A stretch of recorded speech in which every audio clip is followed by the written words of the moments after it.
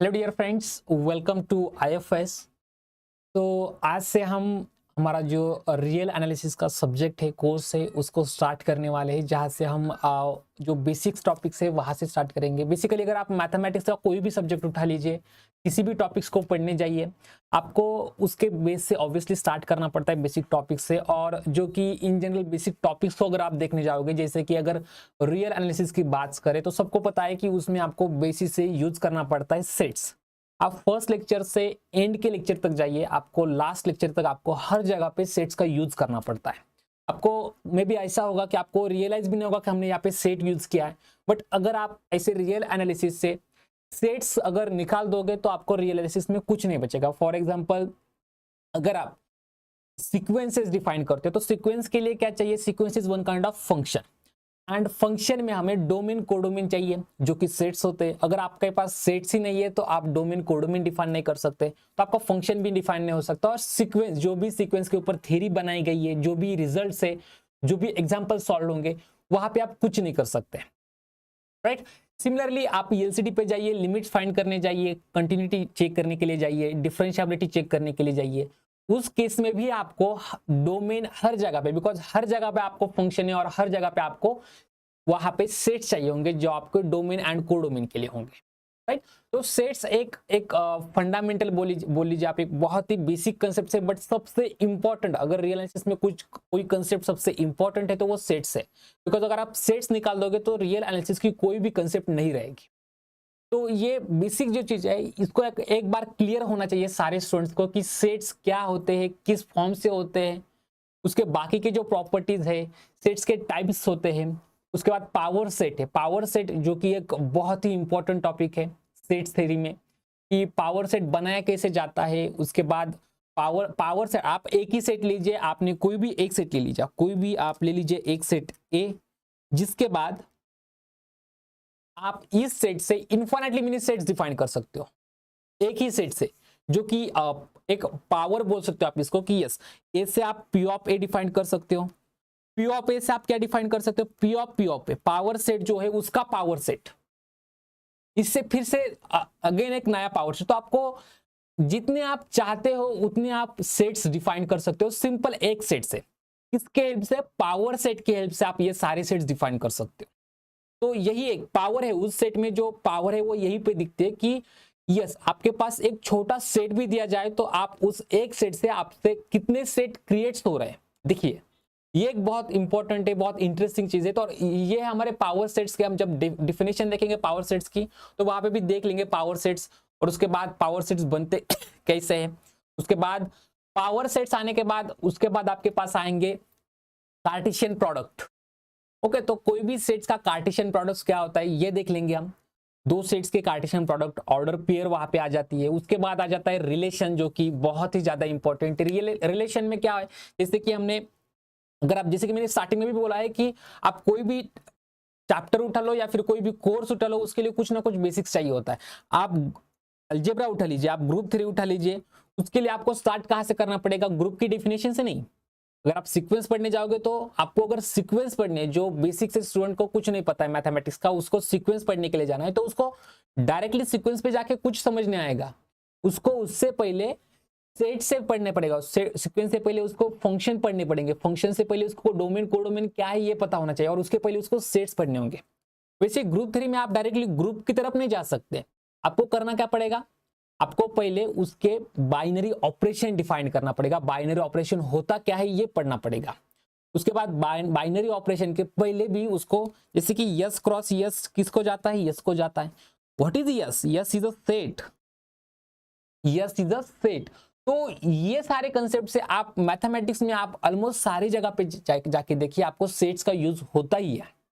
तो ये एक बहुत ही फंडामेंटल, बहुत ही बेसिक सा कंसेप्ट है, बट सबसे ज्यादा इंपॉर्टेंट अगर कंसेप्ट कोई है तो वो सेट्स है। और आपको एक बात क्लियरली पता होनी चाहिए कि सेट्स के बारे में जो भी प्रॉपर्टीज है, जो भी कंसेप्ट है, आगे जाके हमें यूज करना पड़ेगा, तो वो पता होनी चाहिए। तो कहां तक आए थे हम?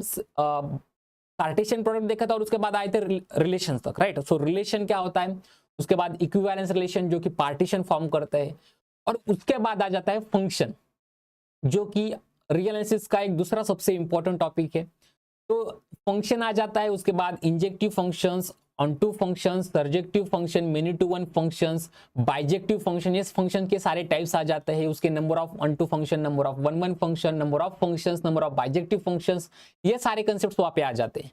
और उसके बाद फंक्शन, ओके, फंक्शन के बाद आपकी आ जाएगी काउंटेबिलिटी।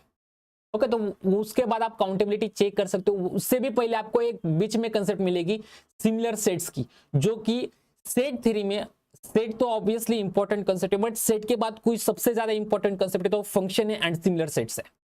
ये दोनों बहुत इंपॉर्टेंट है, because function and similar sets में भी आपको फंक्शन का एक प्रॉपर्टी यूज करनी पड़ती है बाइजेक्टिवनेस की, तो वो भी एक है।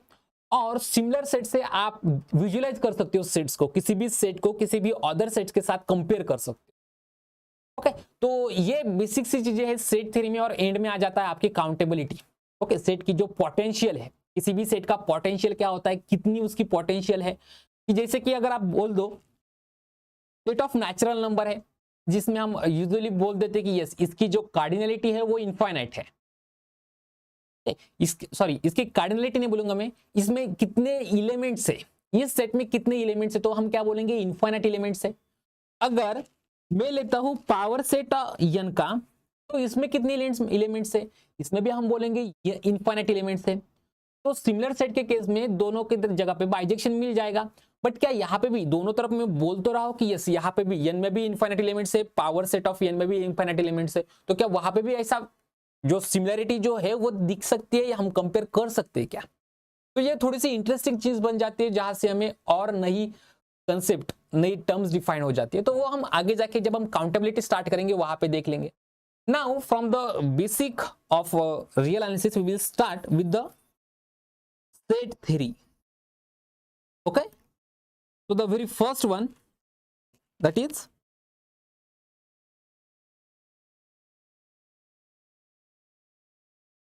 set theory.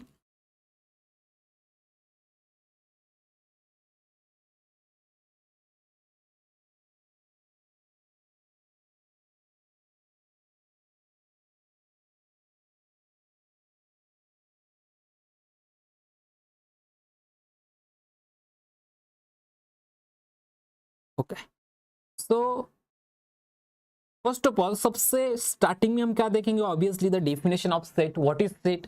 तो क्या होता है, कोई भी किसी भी एक सेट होता है, एक कलेक्शन होता है। तो पहले कलेक्शन क्या होता है कि जैसे कि कुछ भी आप कुछ भी आपके पास एक बकेट में, फॉर एग्जांपल आपको कुछ बलून्स दिए बकेट्स में। ओके, आपको आप क्या कर रहे हो अभी, आप फॉर एग्जांपल यहाँ पे 10 बलून से, ओके 10 बलून से आपको बोल दिया कि यस आप जाइए उस बकेट से 7 बलून्स लेके आइए। ओके, तो आप क्या करोगे, आप कोई भी, आपके पास कोई रिस्ट्रिक्शन नहीं है वहां पे। अब आपके पास कोई रिस्ट्रिक्शन नहीं है कि आप कौन से बलून लेके आओगे। आपको जाना है उस बकेट्स में जितने बलून्स पड़े हैं उनमें से 7 उठा के लाने हैं।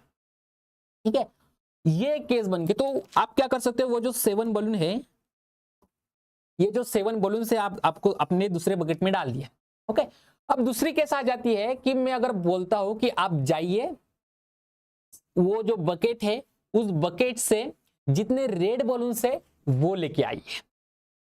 ओके, जितने रेड बलून है वो लेके आए। तो आप क्या करोगे, पहले जाओगे, पहले क्या होना चाहिए, फॉर एग्जांपल अगर सेट में बलून से, अगर बलून से और कुछ स्टोन से, कुछ सपोज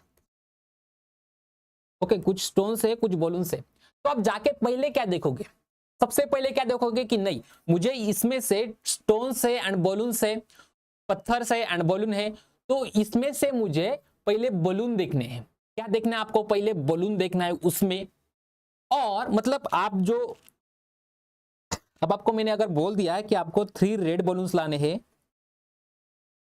तो आपको क्या करना है, आप जाओगे पहले देख लोगे कि इनमें से कितने, ऐसा नहीं देखोगे यस 1 2 3 4 5 6 7 8 9 10 बलून है, ऐसा आप काउंट नहीं करोगे। बट आप देख लोगे पहले जो भी मुझे देखना है वो फर्स्ट ऑफ ऑल बलून हो, पहले जो मुझे देखना है वो फर्स्ट क्या हो, बलून हो। ओके, उसके बाद आप क्या देखोगे कि यस ये बलून है तो क्या ये रेड है या नहीं। एक छोटा सा ऑब्जर्वेशन है आपके लिए, वो एक टोटल 1 सेकंड भी उस वो जो ऑब्जर्वेशन है वो कंप्लीट करने के लिए आपको एक टोटल 1 सेकंड भी नहीं यूज होगा। 1 सेकंड से पहले आप उसको डिटेक्ट कर पाओगे क्या ये बलून है, रेड है, बात खत्म। बट एक प्रोसीजर है कि पहले आपको देखना है बलून और उसके बाद आप देखना है कि क्या वो बलून रेड है या नहीं। और अगर वो रेड होता है तब जाके उसको, फॉर एग्जांपल ये आपका रेड है तो तब जाके आप उसको यहाँ पे लेके आओगे। अब दूसरा बलून देखोगे, बलून है, ओके बलून है, उसके बाद क्या वो रेड है, नहीं है, फॉर एग्जांपल ये रेड नहीं है, ये सपोज ये रेड है, ये वॉयलेट है, तो इसको आप बाहर वहीं पे रख दोगे, ओके या ऐसा बोल दो बाहर रख दोगे या फिर वहीं पे रख दोगे। तो ये क्या कर रहा है, पहले बलून चाहिए, पहले क्या चाहिए, बलून चाहिए, दूसरे केस में क्या चाहिए, वो रेड चाहिए। ओके पहले वो बलून चाहिए, दूसरी केस में वो रेड चाहिए। तो ये क्या हो गया, पहले आपने बलून का कलेक्शन कर लिया, आपको क्या लेना है, किस टाइप का ऑब्जेक्ट लेना है ये आपने डिसाइड कर लिया। पहले आपने क्या किया, किस टाइप का ऑब्जेक्ट लेना है ये डिसाइड कर लिया, और उसके बाद आप क्या करोगे, उस ऑब्जेक्ट पे और कौन सी कंडीशन है, टाइप किस टाइप का, देखिए यहाँ पे स्टोन्स एंड बलून्स ये दो टाइप्स के ऑब्जेक्ट्स थे, उसमें आपने रूल लगाया या फिर आप बोलो कि आपने उसमें कंडीशन लगाई कि मुझे पहले बलून चाहिए, तो ये आपका ऑब्जेक्ट का टाइप हो गया, और उसके बाद वो बलून किस कलर का होना चाहिए ये उस पर रूल लगाया। तो this is what, this is object such that we must have some rule on that object, such that we must have some rule on that object। अब जैसे कि मैंने बोल दिया जाओ 5 बलून लेके आओ या फिर 5-10 बलून लेके आओ, तो आपके लिए वो क्या बनेगा, सिर्फ कलेक्शन बनेगा, उस पर कोई रूल नहीं है। कितने बलून्स लाने हैं ये पता है, बट किस टाइप के लाने हैं, कौन से कलर के लाने हैं कुछ पता नहीं है, बड़े लाने हैं या फिर छोटे बलून्स लाने हैं कुछ पता नहीं। कुछ कलेक्शन में हमें कुछ रूल नहीं दिया है, हमें जस्ट उठा के बलून्स लेके आने हैं। ओके तो ये क्या है, this is the collection.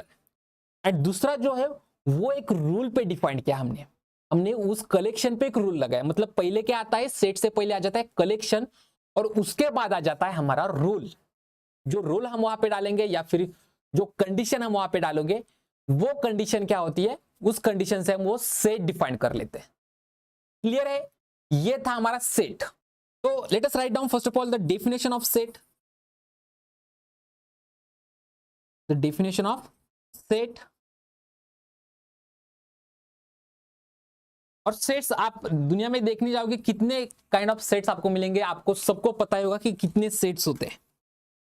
Okay so sets definition, so let us write down the definition first। A set is a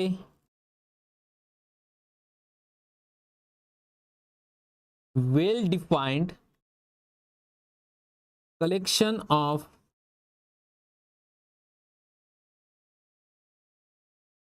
distinct object,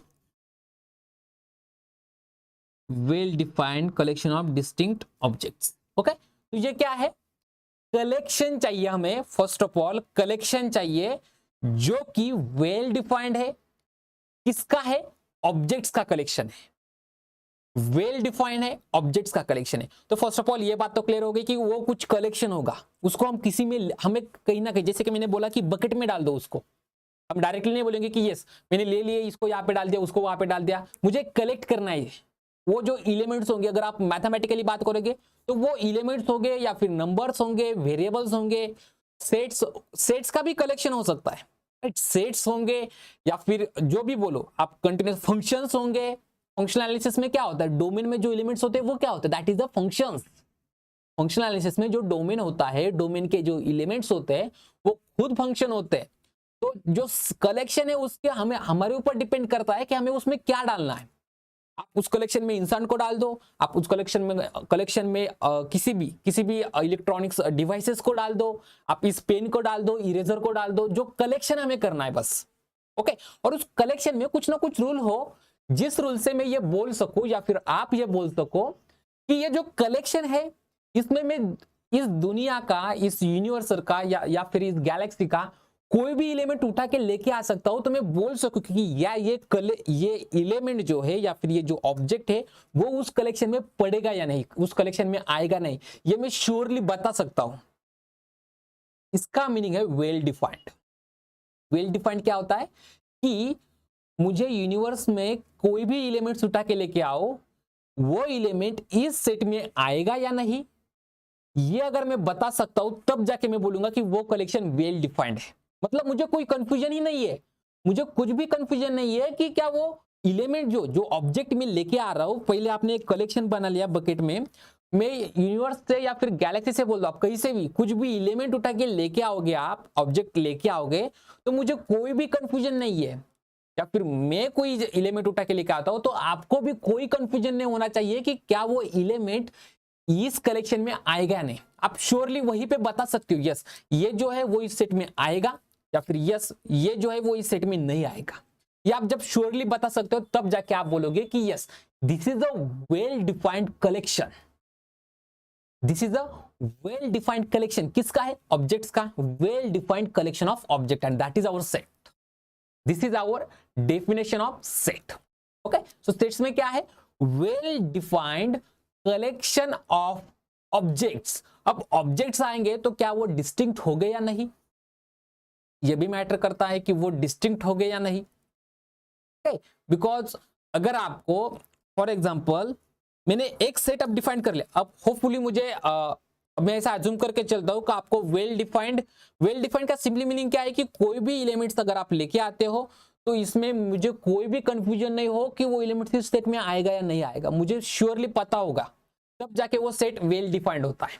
okay, आपको अब देखिए, आप जाइए, आप ग्रुप 3 में भी आप जब पढ़ोगे, आपको ग्रुप 3 में भी देखिए, आप जब वहां पे क्या करते हो, ग्रुप 3 में आपको कोई भी दो ग्रुप से, उसमें सपोज आपको होमोमॉर्फिज्म डिफाइन करना है या फिर आइसोमॉर्फिज्म डिफाइन करना है। देखिए, हम जो अभी रियल एनालिसिस जो हमने स्टार्ट किया है, तो हम बस ये तो मैं एक बात आप सबको क्लियर करा देता हूं, अगर हम रियल एनालिसिस पढ़ रहे हैं तो इसका मीनिंग बिल्कुल नहीं कि हम सिर्फ रियल एनालिसिस पढ़ रहे हैं। हम कंटिन्यूअसली ग्रुप 3 को भी बीच में लाते रहेंगे, हम कंटिन्यूअसली लीनियर अलजेब्रा को भी बीच में लाते रहेंगे, हम कंटिन्यूअसली बाकी के जो टॉपिक्स हो, कॉम्प्लेक्स एनालिसिस हो, उसको भी थोड़ा सा बीच में लाएंगे, इंटीग्रल कैलकुलस जैसे इंटीग्रेशंस के कोर्सेज से उसको भी हम बीच में लाते रहेंगे। डिफरेंशियल इक्वेशन, ये बात भी क्लियर कर लीजिए, डिफरेंशियल इक्वेशन को हम बीच में लाएंगे, न्यूमेरिकल एनालिसिस को भी हम बीच में लाएंगे, ये सारे टॉपिक्स हम बीच में लाएंगे। हम पढ़ेंगे सारा रियल एनालिसिस, बट हम इसमें थोड़ी सी ब्रांच बनाते रहेंगे, हम थोड़ी सी ब्रांच बनाते रहेंगे। जैसे कि अभी वेल डिफाइंड वर्ड यहाँ पे आया है, तो वेल डिफाइंड आपको ग्रुप 3 में बोलो या फिर लीनियर अलजेब्रा में बोलो, आपको और एक जगह पे यूज करना होता है। कहाँ पे यूज करना होता है? होमोमॉर्फिज्म्स में या फिर आइसोमॉर्फिज्म्स में। वहां पे क्या करते हैं कि आपको दो ग्रुप्स दिए है, G1 एंड G2, तो ग्रुप आपको दिए, आपको पूछा है कि क्या ये दोनों ग्रुप्स वेल डिफाइंड हो गए या नहीं। फॉर एग्जांपल, आपको K4 दिया है, क्लाइन 4 ग्रुप, और आपको दिया है Z2 क्रॉस Z2, ये दो ग्रुप्स आपको दिए हैं। तो इस केस में आपको पता होना चाहिए कि क्या ये मेरा ग्रुप जो है वो होमोमॉर्फिज्म में आप यहाँ पे डिफाइंड हो रहा है या फिर नहीं हो रहा है। ओके, और अगर हो रहा है तो आपको क्या करना पड़ेगा? वहां पे आपको मैप डिफाइन करना पड़ेगा, आपको डिफाइन करना पड़ेगा some function phi from G1 to G2 such that condition will hold। Okay, जो होमोमॉर्फिज्म्स की कंडीशन है, एडिशन स्केलर मल्टीप्लिकेशन की जो कंडीशन है वो वहां पे होल्ड होनी चाहिए, ये आपको पता है। और इसके लिए जब मैं मैप डिफाइंड करने जा रहा हूं, मैप को मैं क्या कर रहा हूं, या फिर आप बोलो आप क्या कर रहे हो, या फिर कोई भी टीचर्स बोलो, कोई भी स्टूडेंट्स बोलो, मैप को मैंने क्या बोला, मैप को मुझे डिफाइंड करना होगा such that map will be our homomorphism. अब मैंने डिफाइंड किया है, तो क्या ये डायरेक्टली डिफाइंड करने से चल जाएगा? मैंने डिफाइंड कर दिया और मैं बोल सकता हूं क्या कि यस ये मैप मैंने डिफाइंड कर लिया, इसको यूज कर लो, ये होमोमॉर्फिज्म बन जाता है या नहीं, चेक कर लो। बिल्कुल नहीं, उसको जो हमने डिफाइंड किया है उसको पहले वेल डिफाइंड करना पड़ता है। उस मैप को वेल डिफाइंड करना मतलब मुझे कोई कंफ्यूजन नहीं होना चाहिए कि yes that is our map, मुझे कोई कंफ्यूजन नहीं। मैप डिफाइन करना मतलब जैसे कि मैंने बोल दिया f of x, phi of x is equal to square root x, okay, five of x is equals to, या फिर five of x is equals to square root of mod x, ये मैंने ले लिया। क्या ये मेरा मैप है, वेल डिफाइंड है, ये मुझे पता होना चाहिए। अगर मैं इसको मुझे यूज करना है, अगर इसको हम यहाँ पे तो यूज नहीं कर सकते, बट इसको अगर मुझे यूज करना है for homomorphism, I must show that, we must show that phi is well defined map. क्या होना चाहिए, वेल डिफाइंड। तो ये वेल डिफाइंड बहुत ही डेंजरस भी बोल सकते हो आप इसको, बहुत डेंजरस वर्ड है, बिकॉज आप डायरेक्टली उठा के कोई भी नहीं लेके आ सकते। आप उठा के कोई भी एलिमेंट्स लेके आओगे और मुझे बोलोगे कि यस इसको डाल दो इस सेट में, नहीं चलेगा। इस केस में इसको नहीं चलेगा। हमें उसमें सेट में वेल डिफाइंड, हमें पता है कि अगर ये सेट है तो ये वेल डिफाइंड है। अगर ये वेल डिफाइंड है तो मुझे पता है कि कोई भी एलिमेंट उठा के मैं लेके आता हूं तो वो सेट उस एलिमेंट को एक्सेप्ट करेगा या नहीं। ओके, सो ये overall this is a set in which we are taking well defined and distinct object. अगर मैं सेट को लेता हूं 1, 1, 1, 1, 1,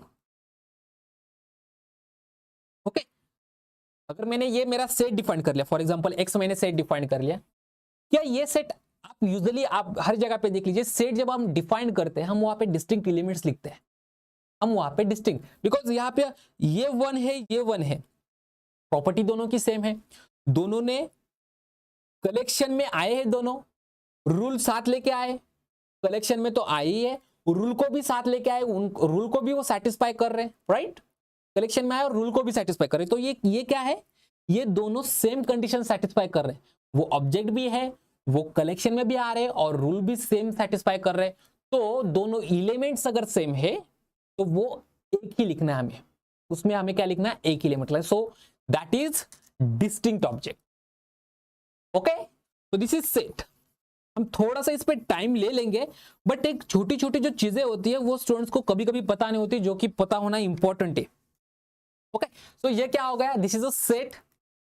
सो सेट के बाद आ जाता है सेट के एलिमेंट्स। तो सेट्स के एलिमेंट्स कैसे होते हैं, द इंडिविजुअल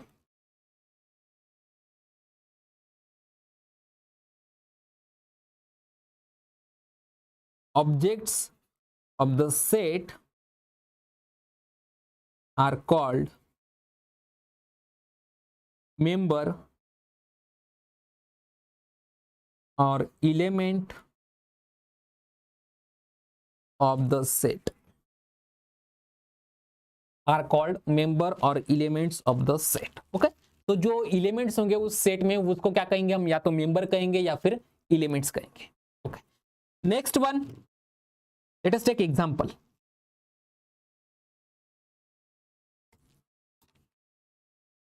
ओके, तो example,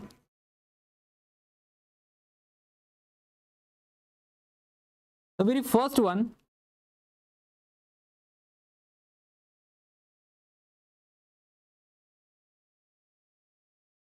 set of all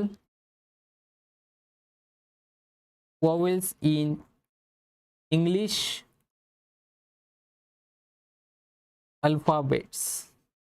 okay, so अब सेट जो है, सेट को एक और बात, set is denoted by capital letters. Okay, set is denoted bye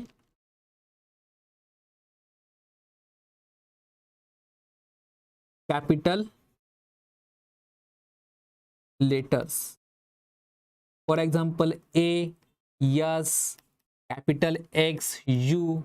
okay, तो ये जो कैपिटल लेटर्स होंगे उससे सेट्स डिफाइन करते हैं, और जो स्मॉल एलिमेंट्स होंगे उससे हम सेट्स के एलिमेंट्स डिफाइन करते हैं, स्मॉल अल्फाबेट्स। ओके, तो उससे हम क्या करते हैं, सेट के एलिमेंट्स डिफाइन करते हैं। तो सेट ऑफ ऑल वोवेल्स, तो let us take capital X is equals to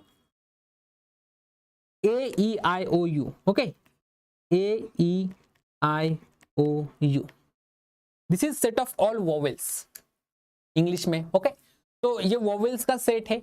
अब ये डिफाइंड है, बिल्कुल है, कलेक्शन है, बिल्कुल है, कलेक्शन है, बिकॉज हमने इसको एक करली ब्रैकेट में लिख दिया है कि यस ये सारे एलिमेंट्स यहाँ पे आएंगे, तो इसका मैंने एक कलेक्शन बना लिया। अब वेल डिफाइंड होगा क्या, हमें चेक करना है, क्या करना है वेल डिफाइंड के लिए, हमें क्या करना है, सारे इंग्लिश के अल्फाबेट्स लेके आइए। देखिए पहली कंडीशन क्या है, कलेक्शन के लिए क्या चाहिए, हमें इंग्लिश अल्फाबेट्स चाहिए। कलेक्शन के लिए क्या चाहिए, इंग्लिश अल्फाबेट। और उसके बाद इंग्लिश अल्फाबेट पे कौन सा रूल अप्लाई किया है, इंग्लिश अल्फाबेट पे कौन सा रूल अप्लाई, देखिए करता क्या है वो, मैं एक बार फिर से बता देता हूं। ओके, टाइप ऑफ ऑब्जेक्ट, इसको हम आगे जाके भी देख लेंगे कि सेट्स को अगर मुझे लिखना है इन जनरल, तो पहले हम लेते हैं types of object and rule on object, ये सेट्स होते हैं। Okay, type of object such that rule on object, तो जिस टाइप्स के ऑब्जेक्ट थे वो लिए और उसके बाद रूल लिए। सो मैं यहाँ पे क्या बोलूंगा, अगर इसको मुझे, इस सेट को मुझे यहाँ पे लिखना है, तो x is what, x is an English alphabet such that x is vowel। Okay, तो ये हमारा सेट बन गया। This is condition, this is rule from which you can say that yes it is well defined and this is the collection, this is the collection, this is my collection and this is my rule. Okay fine, so this is set of vowels is a actual set। okay, second one, this set of all natural numbers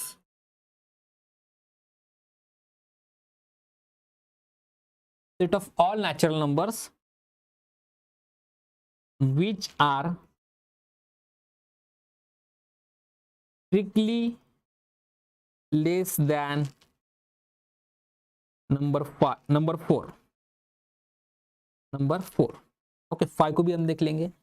so x में लिखता हूं, क्या चाहिए, अब जैसे कि मैंने बोला टाइप ऑफ ऑब्जेक्ट, क्या लिखना है यहाँ पे, type of object. So all x belongs to natural number, all x belongs to, देखिए बिलोंग्स टू साइन भी सबको होपफुली पता होगा, बट बता देता हूं मैं, कोई भी एलिमेंट किसी सेट के अंदर जाता है, कोई भी सेट, और इससे भी पहले let us take second one,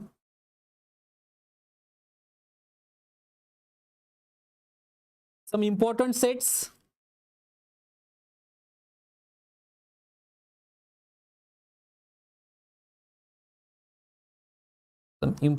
sets, what are that, set of natural number, set of integer, okay, set of whole numbers, set of real numbers, set of complex numbers, set of rational numbers, set of irrational numbers। okay, तो ये basic से important sets है, आपको सब पता ही होंगे, natural numbers में कौन से एलिमेंट्स आते हैं, इंटीजर्स में कौन से आते हैं, होल नंबर में कौन से आते हैं। होल नंबर में क्या होता है, नेचुरल में सिर्फ सिंगलटन जीरो ऐड हो जाता है, रियल नंबर से, कॉम्प्लेक्स नंबर से, इरेशनल नंबर है, रैशनल नंबर है। ओके, तो x is equals to all x belongs to set of natural number, condition क्या है, कलेक्शन हमने ले लिया नेचुरल नंबर का, such that we have to take now condition that is rule on that set, such that मैंने ये n क्या है, script n that is set of natural number, जो मैंने ऊपर डिफाइन कर लिया ताकि सबको पता चलेगी नेचुरल नंबर का डिनोट जो हम करेंगे आगे जाके वो इस स्क्रिप्ट n से करेंगे। ओके, तो x जो कि सारे नेचुरल नंबर है, such that x is strictly less than 4, so this is my collection type of object, this is my rule on that object। Okay, तो ये मेरा सेट बन गया which is equals to, okay, strictly less than, तो इसमें कौन सा आएंगे, फर्स्ट 2 1 2 3 इतने ही नंबर्स आएंगे, इसमें कितने आएंगे, इतने नंबर्स आएंगे। अब आप बोल सकते हो कि यस मुझे डिफाइन करना है set of all polynomials having degree less than और equals to 4, set of all polynomial, check. Fourth number example, check whether the following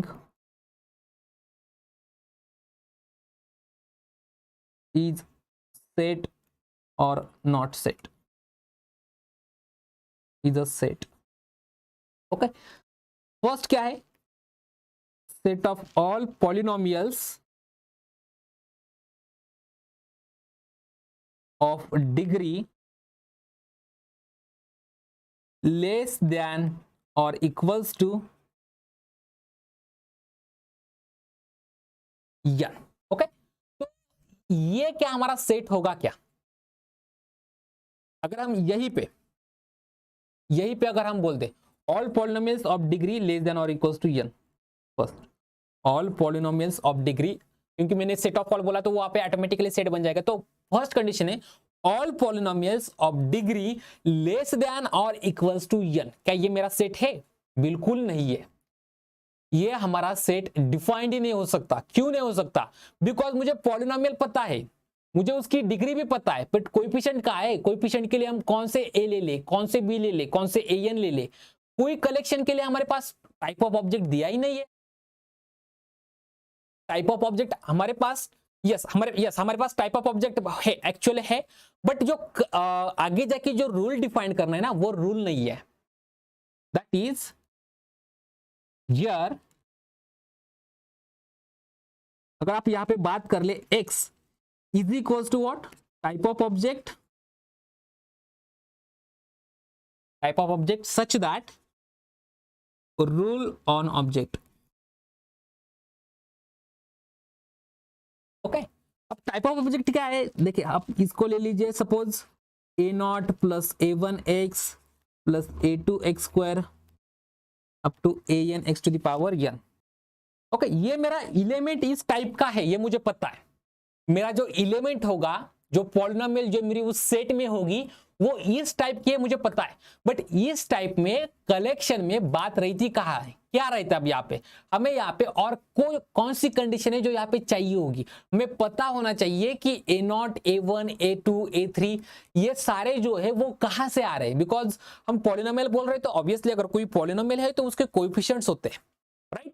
A one, A two, A three, ये सारे कोएफिशिएंट्स है, वो हमारे पास है ही नहीं, हमें पता ही नहीं हमें कहां से लेना है। अगर मैं बोल देता हूं yes all a not, A one up to a n belongs to set of natural number, ये मैंने सपोज बोल दिया, ओके, तो ये मेरा सेट बन गया। बट जो हमारा एक्चुअल स्टेटमेंट है उसमें हमने कहीं पे भी नोट नहीं किया है कि yes all polynomials of degree less than और equals to n over set of natural number. नहीं, ये कहीं पे डिफाइंड नहीं है। और जैसे कि ये डिफाइंड नहीं है, तो मेरे पास कोई कंडीशन, जो मैं बोलता हूं ना कि कंफ्यूजन हो सकता है, जो कंफ्यूजन नहीं होना चाहिए वेल डिफाइंड के केस में, वो कंफ्यूजन यहां पे हो रहा है। बिकॉज अगर मैंने ये कंडीशन लिख दी या फिर आपने ये कंडीशन लिख दी, मान के चलो कि मैंने यहां तक आपका सेट के ऑब्जेक्ट्स डिफाइन कर दिया और आपको बोल दिया कि अब इस पे रूल डाल दो आपने।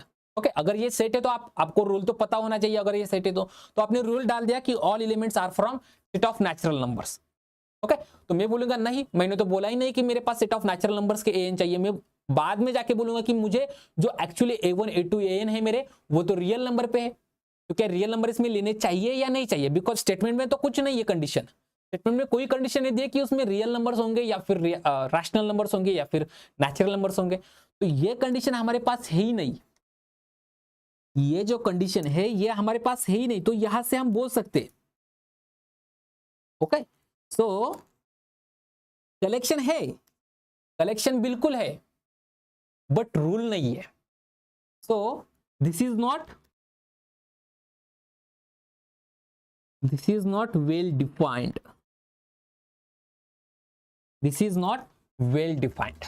ओके, तो ये छोटी छोटी सी मिस्टेक्स रहती है, एक प्रिसाइजनेस जो चाहिए होती है मैथमेटिक्स में, वो बहुत इंपॉर्टेंट है। जैसे कि आपको ये सारे टाइप्स के, आप वेक्टर स्पेस में जाओगे तो आपको पता चल जाएगा set of all polynomials of degree less than और इक्वल्स टू n। ये सब स्पेस है, क्या ये इटसेल्फ वेक्टर स्पेस है, इसकी डायमेंशंस क्या है, इसके जो भी कंडीशंस है, ओके, ये सारे आपको वहां पे आप सीखोगे, वहां पे वेक्टर स्पेस में आप सीखोगे। बट वहां पे आप श्योरली आपको हर जगह पे आपको लिखना चाहिए होगा या फिर आपको पता होना चाहिए कि जो मैंने डिफाइंड किया है वो किस, जैसे कि हम वहां पे डिफाइंड कहां पे करते हैं, वेक्टर स्पेस में फील्ड के ऊपर डिफाइंड करते हैं, over this field, over set of, यहाँ पे आगे जाके हम क्या बोलेंगे, all polynomials of degree less than और equals to n is a vector space over set of real numbers. So what is set of real number? That is a field. तो इससे वो हमें एलिमेंट्स चाहिए होंगे, ये हमारी कंडीशन है। हम कॉम्प्लेक्स नंबर से बिल्कुल नहीं ले सकते उस केस में। तो ये हमारी एक कंडीशन है, ये हमारा रूल है। Okay, so these are basic examples of sets. Now let us write down one note. Note क्या कहती है?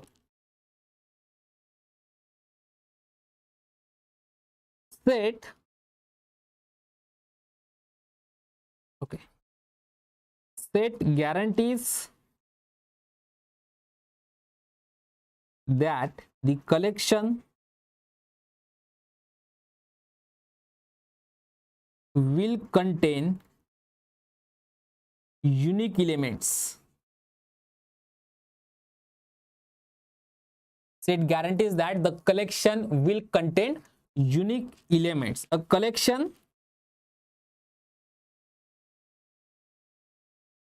doesn't guarantee this. A collection doesn't. A collection doesn't guarantee this. Okay. So let us write down one again one important note. Third one. This is important. The word. Let me change the pen first of all. The word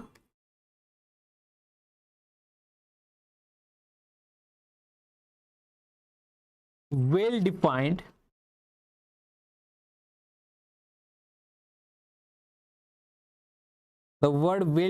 means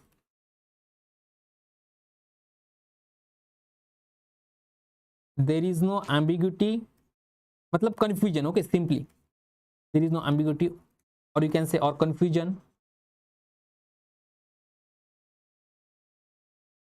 as to whether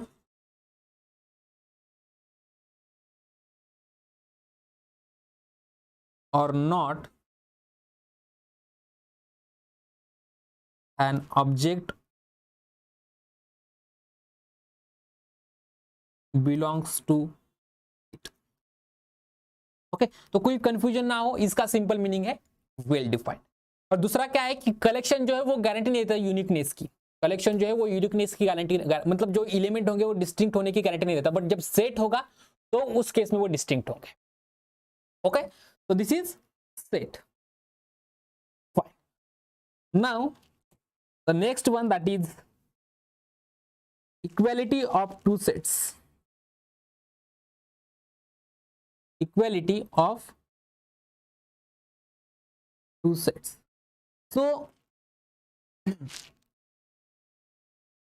ये एक बात clear कर लीजिए कि जब हम mathematics पढ़ेंगे, जब रियल की भी बात कर लीजिए कि जब हम इसको पढ़ेंगे एक डिस्टिंक्ट वर्ड आ जाता है और एक इक्वलिटी वर्ड आ जाता है। ओके कभी भी कोई भी टॉपिक्स पढ़ने पे दो कंडीशंस होती है, या तो वो डिस्टिंक्ट होंगे या फिर इक्वलिटी वो होल्ड करेंगे। तो जब भी हम बोलेंगे कि yes both are distinct, okay both are distinct, तो उस केस में आप कभी भी उन दोनों को इक्वल नहीं ले सकते। आप कभी भी उन दो, चाहे वो सेट्स हो, चाहे वो दो फंक्शंस हो, चाहे वो दोनों डोमेन कोडोमेन हो, सीक्वेंसेस हो, कुछ भी हो, ओके उसको आप कभी भी इक्वल नहीं ले सकते। बट अगर आपको कोई स्टेटमेंट दिया है जहां पे उन्होंने बोला ही नहीं है कि वो दोनों इक्वल या फिर वो दोनों डिस्टिंक्ट नहीं है, या फिर कुछ भी डिस्टिंक्ट वर्ड ही नहीं है, ऐसा समझ के चलो आपको दो सेट्स दिए हैं और उसमें कोई कंडीशन नहीं बोली कि यस दे आर डिस्टिंक्ट, आपको स्ट्रेट फॉरवर्ड स्टेटमेंट दिया है, उसमें कहीं पे भी डिस्टिंक्ट वर्ड का उन्होंने यूज ही नहीं किया, तो आपके पास ये अथॉरिटी है कि आप उन दोनों को इक्वल ले सकते हैं। आपके पास वो अथॉरिटी है कि आप उन दोनों को इक्वल ले सकते हो, राइट। तो कभी भी जब भी हम आगे जाके जहां कहीं भी कुछ डिफाइंड करेंगे या फिर कुछ डेफिनेशन लिखेंगे या फिर कुछ भी लिखेंगे, अगर उसमें डिस्टिंक्ट वर्ड नहीं है तो ये आपकी अथॉरिटी है, ये आपको वो कर सकते हो, ये आपके पास ऑप्शन, अच्छा ऑप्शन है कि आप वहां पे कर सकते हो। आपको वहां पे क्या मिलेगा, आपको वहां पे मिल जाता है कोई ना कोई नया कंडीशन, कुछ ना कुछ नया क्रिएट होता है, वहां पे कुछ ना कुछ नया क्रिएट होता है जब आप इक्वलिटी होल्ड करते हो। जैसे कि आप ग्रुप थ्योरी में भी देख लो, आपको बोला है कि H is a subgroup of G if and only if A B inverse belongs to G और sorry A B inverse belongs to H for all a comma b belongs to h, if this hold then this hold। Okay यहाँ पे for all a comma b belongs to h बोला है ना, उन्होंने कोई बोला नहीं कि for all a comma belongs to h such that a is not equals to b, ऐसा कोई कंडीशन उन्होंने नहीं दी थी। तो आप क्या कर सकते हो, प्रूफ में भी देख लीजिए, आप किसी भी बुक में क्या आएगा वहां पे, पहली कंडीशन कि a इंटू बी को आपने ले लिया, a खुद a into a inverse belongs to h हो रहा है। ओके ये आपका गिवन है, ये आपका गिवन है, हाइपोथेसिस है, तो ये ऑब्वियसली होगा। और अगर ये हो रहा है तो आपको पता है since A belongs to G and G is a group, So A inverse exists and A into A inverse is equals to A inverse into A will be equals to E. तो अगर ये condition satisfy कर रहा है वो set, अगर वो H जो है वो ये कंडीशन सेटिस्फाई कर रहा है तो E भी उस सेट में चला जाता है ऑटोमेटिकली, बिकॉज मुझे पता है कि मैं अगर B is equals to A लेता हूं तो E वहां पे चला आता है। आपके पास नया एलिमेंट मिला तो आपके पास कुछ ना कुछ क्रिएट होगा वहां पे, या तो रिजल्ट होगा या फिर कोई नया एलिमेंट होगा, कुछ ना कुछ बट वहां पे क्रिएट होगा। जैसे कि यहाँ पे भी डिस्टिंक्ट अगर उन्होंने बोला है, जैसे कि कलेक्शन में भी आपने देख लिया कि कलेक्शन में डिस्टिंक्ट की गारंटी नहीं होती बट सेट में होती है। तो आगे जाके आपको ये भी चेक करते रहना है कि कहां पे डिस्टिंक्ट है कहां पे डिस्टिंक्ट नहीं है। Okay, so let's write down equality of two sets. तो two sets are said to be equal when they consist of exactly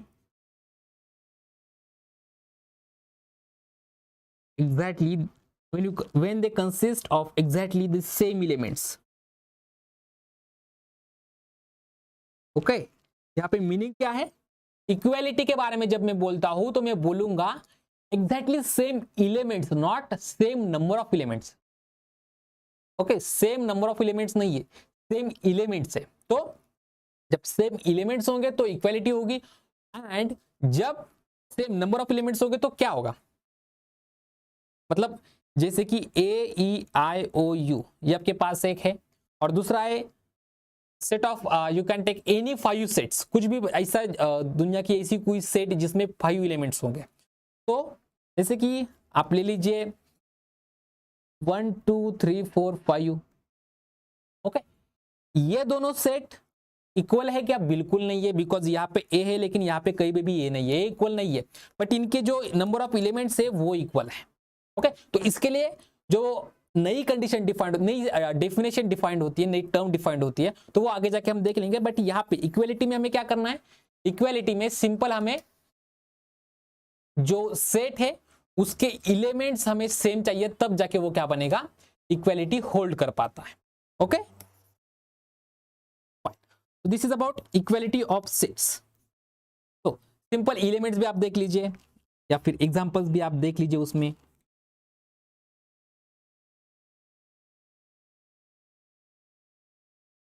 The first one, ABC is same as BCA is same as CBA। Okay, ये आपके सारे equal sets है। बाकी के भी 1 2 3 4 5 4 5 ये भी आपके इक्वल सेट्स होंगे। Second example, x belongs to set of natural number such that x is less than 4। okay, which is same as x belongs to set of natural number such that x is less equal 3। okay, तो ये दोनों set same होंगे, that is same as 1 2 3। Okay, तो ये आपके क्या है? Equal sets है। The next one that is cardinality of the set.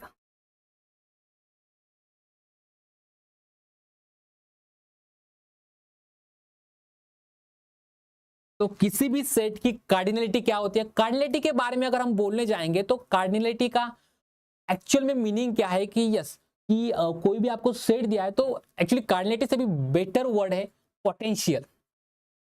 किसी भी सेट की कार्डिनलिटी उससे भी बेटर आप बोलोगे कि यस इस सेट की पोटेंशियल क्या है। ओके, इस सेट की पोटेंशियल क्या है? मतलब कि जैसे कि आप बोल लीजिए कि सेट ऑफ नेचुरल नंबर है, जैसे मैंने स्टार्टिंग में एग्जांपल दिया था, मेरे पास n नंबर्स का सेट है। तो n नंबर्स का सेट है, यस इसका भी हम सेगमेंट देख लेंगे इनिशियल सेगमेंट का। तो यस इस टाइप का एक सेट है, इस टाइप का एक सेट है, एक है इस टाइप का सेट, एक है P ऑफ n इस टाइप का सेट, एक है P ऑफ R इस टाइप का एक सेट है। बहुत सारे टाइप्स के सेट्स है।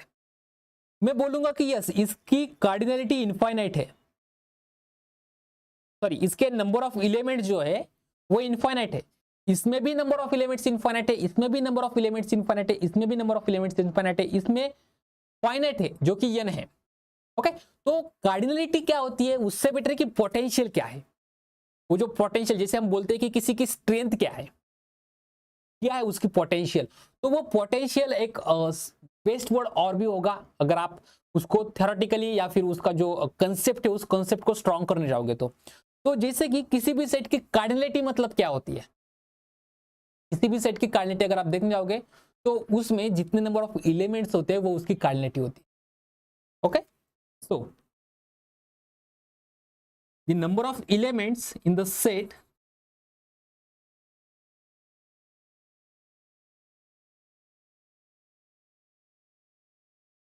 the number of elements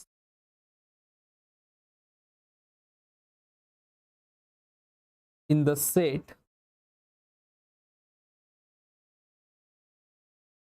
let us take set X. The number of elements in the set X is called cardinality of the set, cardinality of the set A. Okay, the cardinality of the set is denoted by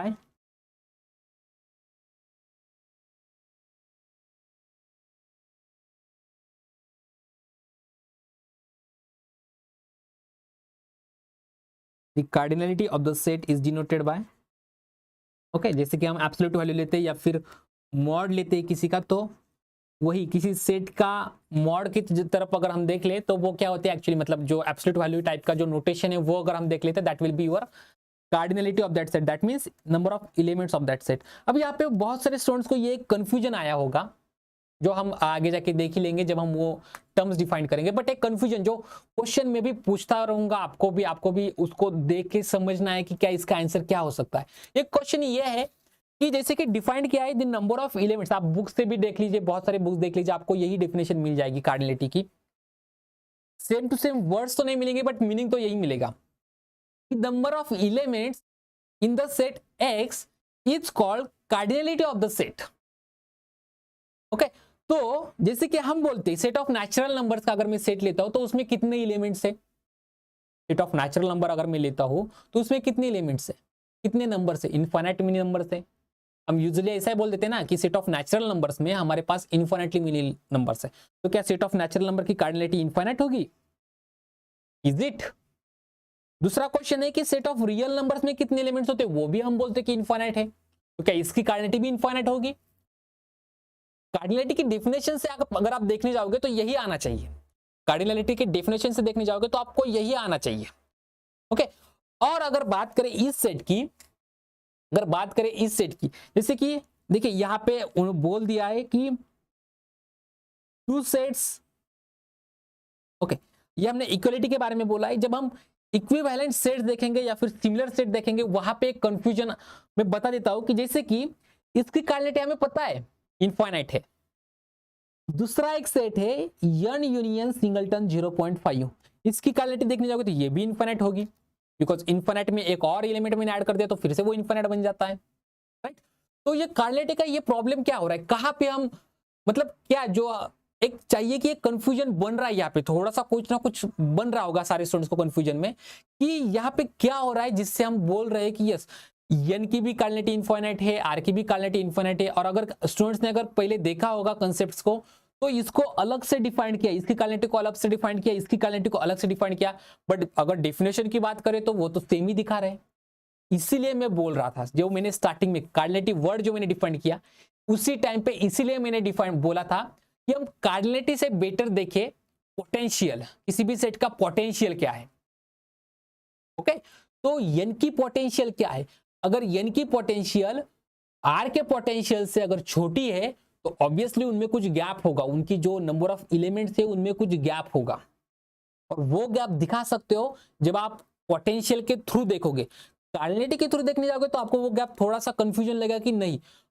definition देखिए, definition यही कर रही है कि cardinality the number of elements in the set x, और natural number में infinite elements है, real में इनफाइनाइट एलिमेंट्स है, तो ये थोड़ा सा कंफ्यूजन है। ये आगे जाके आपका जरूर 100% क्लियर होगा कि जब हम नेचुरल नंबर्स की सेट की कार्डिनलिटी डिफाइन करेंगे, जब हम रियल नंबर्स की कार्डिनलिटी डिफाइन करेंगे तो वहां पे ये, बट एक क्वेश्चन मार्क है आपके लिए कि अगर कार्डिनलिटी की डेफिनेशन ये है तो इन दोनों की कार्डिनलिटी तो ये आनी चाहिए, बट वो एक्चुअल में इनफाइनाइट नहीं है, तो ये आपके लिए क्वेश्चन मार्क है, इसके बारे में आपको सोचना है। ओके चलिए, this is cardinality of the set. अब मैं थोड़ा सा और एक बार सेट की तरफ जाता हूं कि जैसे कि अगर आप किसी भी सेट को देख लो तो फॉर एग्जांपल थोड़ा सा मैं रफ वर्क भी कर देता हूं आपके लिए कि जो मैंने बोल रहा था अभी तक वेल डिफाइंड मैंने अभी तक 25-20 बार बोला। तो देखिए, जैसे कि अगर आपको कोई सेट दिया जाता है, आपको अगर कोई सेट दिया है, सेट के एलिमेंट्स आपको दे दिए A B C D E, okay. और अब मुझे क्या करना है, ये मेरा एक सेट है तो मैं इसको डिनोट करूंगा किसी नंबर से। I will defined it is by A। तो आपके सामने क्वेश्चन आएगा, आपके सामने क्वेश्चन आएगा, ये जो A है ये A इस A से बिलोंग करता है। I will take first 5 alphabets, okay. Set मैंने ले लिया इंग्लिश अल्फाबेट्स का कलेक्शन जिसमें मैंने रूल डाल दिया फर्स्ट 5 अल्फाबेट्स, ओके। तो ये मेरा सेट बन गया, इसको मैंने डिफाइन कर लिया कैपिटल A से। तो अब आप बोलेंगे कि yes A belongs to this set, जैसे कि सिंगलटन 2 बिलोंग्स कर रहा है सिंगलटन 2 को। Is it possible? कोई सेट खुद को बिलोंग्स करता है क्या? कोई भी सेट खुद को बिलोंग्स करता है? तो एक क्वेश्चन मार्क रहता है कि कोई भी सेट खुद को बिलोंग्स करता है क्या। तो इससे भी एक पैराडॉक्स आपको मिलेगा जो कि बहुत ही वेल नोन, बहुत ही फेमस है, that is known as Russell's paradox. वहां पे एक special kind of set define किया है पैराडॉक्स। ये कहता क्या है, यहाँ पे एक special kind of set define किया। वो कैसे किया है? It is defined let R be the set of all sets, R be the set of all sets। तो जैसे कि मैंने पहले भी बोला है कि किसी भी सेट में किसी भी टाइप्स के एलिमेंट्स हो सकते हैं, पॉसिबल है किसी भी टाइप्स के सेट में नए सेट्स भी हो सकते हैं, राइट। तो R be the set of all sets that are not members of themselves, okay. So simple, ये सेट कैसे डिफाइन किया है? R is what? It contains all sets, okay।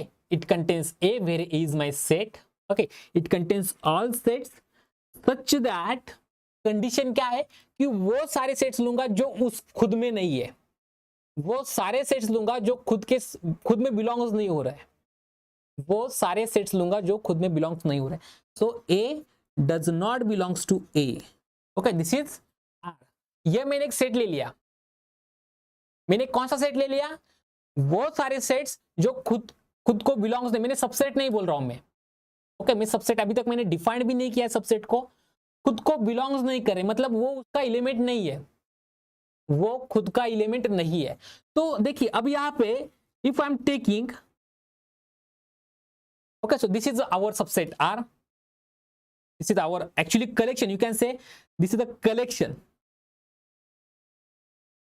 be the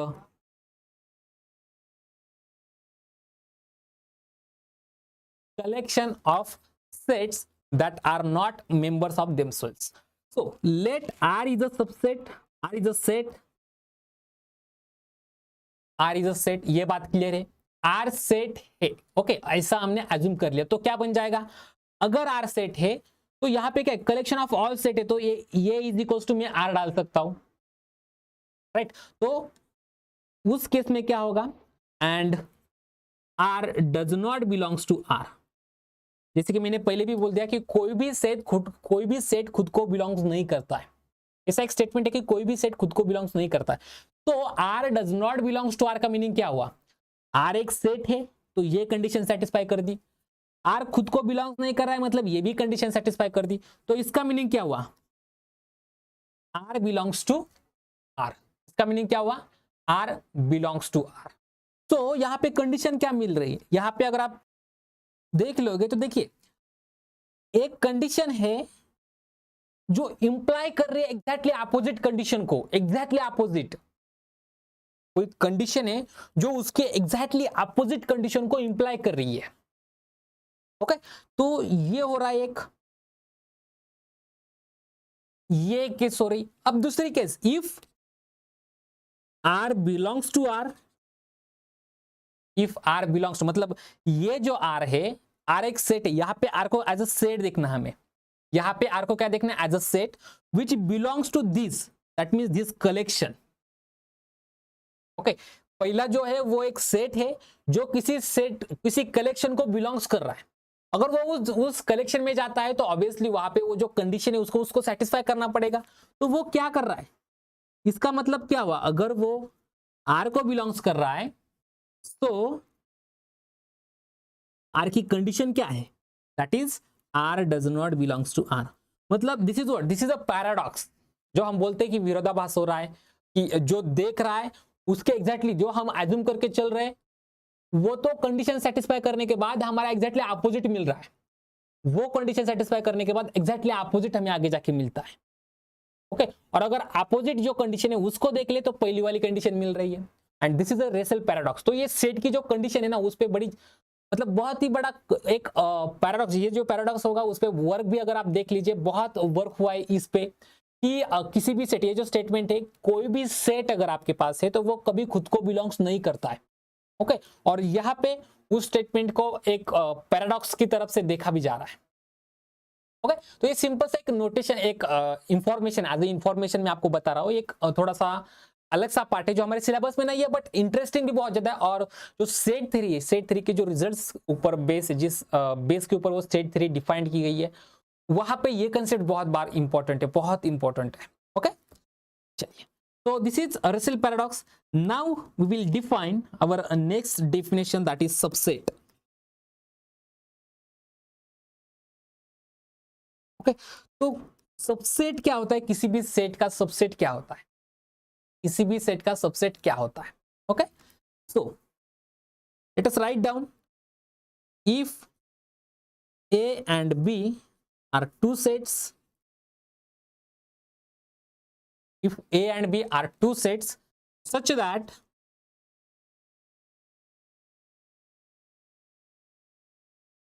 each member of A is also a member of B. Okay, each member of A is also member of B. That means अगर कोई element A में जाता है, अगर कोई element A में जाता है तो वो कहां पे जाएगा, B में। Each element of A is also element of B. That is what? That is X is any element which belongs to A implies X belongs to B. Then what we can say, A is a subset of B. Then A is a subset of, okay, this is what X belongs to A. इसका meaning देख लीजिए, बस notation छोड़ दीजिए, बाकी सब छोड़ दीजिए, इसका मीनिंग देख लीजिए। A में अगर कोई एलिमेंट है तो वो ऑटोमेटिकली कहां पे जाता है, B में जाता है। तो इसका एक और मीनिंग क्या निकलेगा कि मेरे पास ऐसा एक भी एलिमेंट एग्जिस्ट नहीं होगा A में, A में मेरे पास ऐसा एक भी एलिमेंट एग्जिस्ट नहीं होगा जो B में नहीं है। A में मेरे पास that is there does not exist any element in A such that X does not belongs to B. Clear हुआ ये बात? करना क्या है कि मुझे A में ऐसा कोई भी एलिमेंट नहीं मिलेगा जो B में नहीं होगा, क्योंकि अगर मुझे A में ऐसा कोई एलिमेंट मिलता है जो B में नहीं है, ओके, जो B में नहीं है, ऐसा A में कोई एलिमेंट मिलता है तो A B का सबसेट तो होगा ही नहीं, क्योंकि A के सारे एलिमेंट्स B में जाएंगे ही नहीं। सबसेट का मीनिंग क्या है, सिंपल, कि वो जो एलिमेंट्स है ना पहले सेट के वो सारे जाते हैं, मतलब कोई भी ऐसा सेट है तो उसके अंदर का जो सेट होगा वो उसका सबसेट बन जाता है। क्लोज 0 1 है, that will B subset of 0 to 5। जो एलिमेंट्स मेरे यहाँ पे है उसको यहाँ पे आना ही होगा, और यहाँ पे मुझे ऐसा एक भी एलिमेंट नहीं मिलेगा जो यहाँ नहीं है, यहाँ पे मुझे ऐसा एक भी एलिमेंट नहीं मिलेगा जो यहाँ पे नहीं है। तो ये आपके पास दो डेफिनेशन है सबसेट्स की, यहाँ पे आपके पास क्या है, दो डेफिनेशन सबसेट्स की। So notation,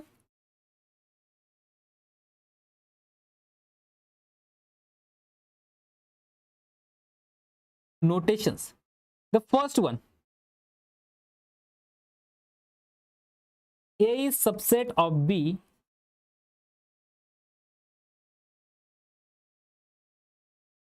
is denoted bye,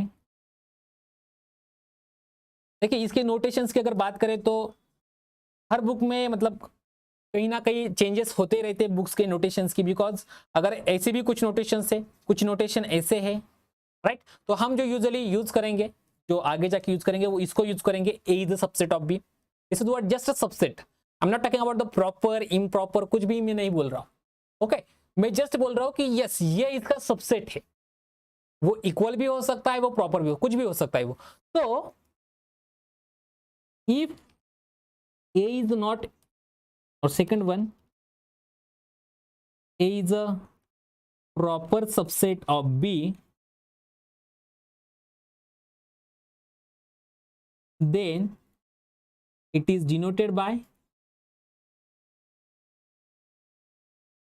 A is a proper subset of B, then it is denoted by A is what, proper. Okay, तो यहाँ पे जो नीचे इक्वलिटी का जो इक्वल लाइन है जो छोटी सी, उसको काट देना है, that will be a proper. Proper मतलब that means there exist any element in B, there exist some X in B such that X is not in A, there exists some element in B such that X is not in A. Okay, so this is the proper subset. The first one is just a subset. हम जहां कहीं भी use करेंगे subset का notation के लिए ये रहेगा और प्रॉपर के लिए नीचे वाला रहेगा। ओके, तो नोटेशन एक बार क्लियर कर लीजिए। अब जैसे कि मैंने पहले भी बोला है कि जब भी आपको कोई स्टेटमेंट दिया जाता है जहां पे डिस्टिंक्ट ना हो, let's compare them, let's take equal, that means let us take A is equals to A, आपका जो B है वो भी ए लीजिए। सो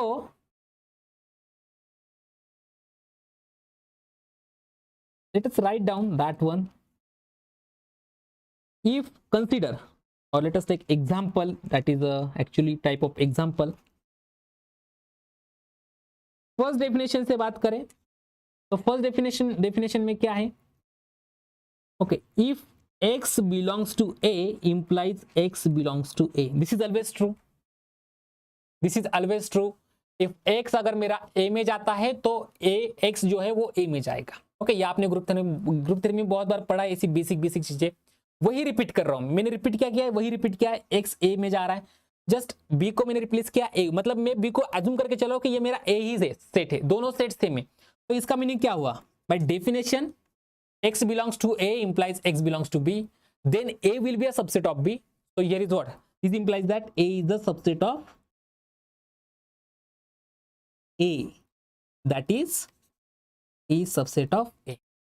So every set is subset of itself, right? Statement मिला हमें, therefore every set is a subset of itself. Every set is what, subset of itself. Okay, so अब यहां पे क्या है, every set is a subset of itself, ये हमें कहां से मिला, फर्स्ट डेफिनेशन मिला, ये वाली। सेकंड डेफिनेशन क्या है, if there does not exist x belongs to A such that x belongs to B, so I will take the another set, A is 5. Okay, so let us take A is equals to 5. Okay, so there does not exist, this is first example, this is second one, there does not exist any x belongs to empty set. Okay, there does not exist any element in empty set such that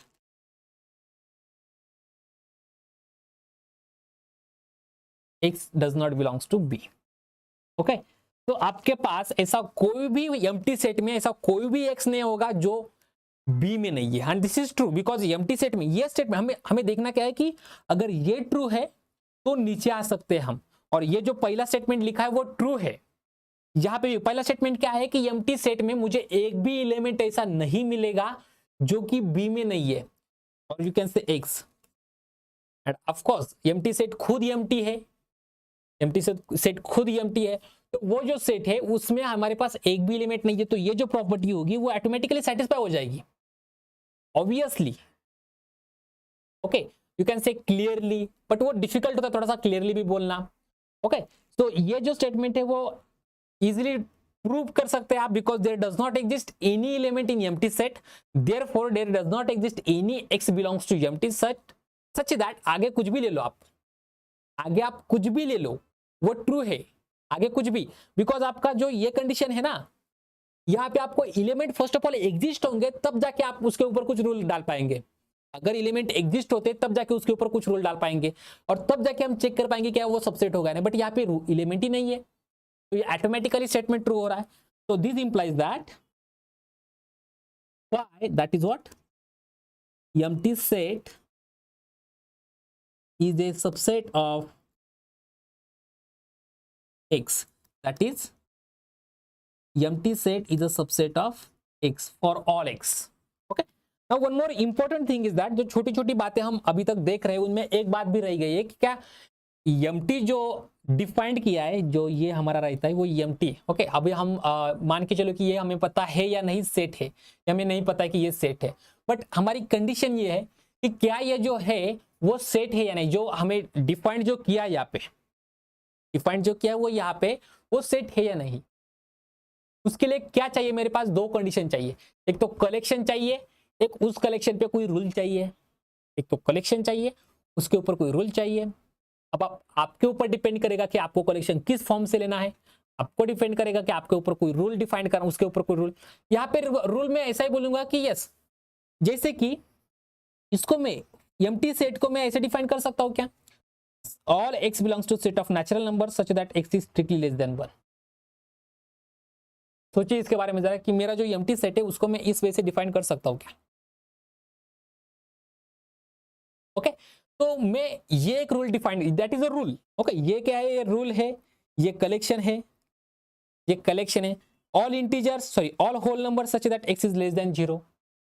this is also another rule, another collection which defined empty set, which defined मतलब empty set एक ऐसा set है, empty set आप ऐसा भी बोल सकते हो कि एम्प्टी सेट एक ऐसा सेट है जो आपको different kind of collection and different kind of rule से मिलता है, different kind of collection and different kind of rule से मिलता है।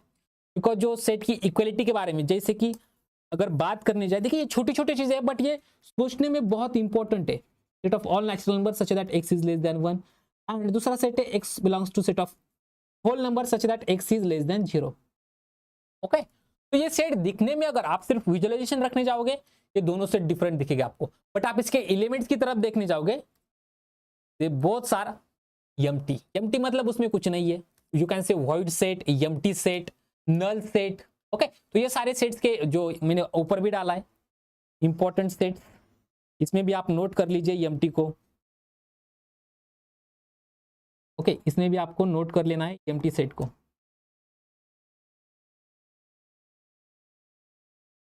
ओके, तो क्या एम्प्टी सेट ये सेट है, यस ऑफ कोर्स ये सेट है, बिकॉज वहां पे कोई कलेक्शन है, कोई रूल है।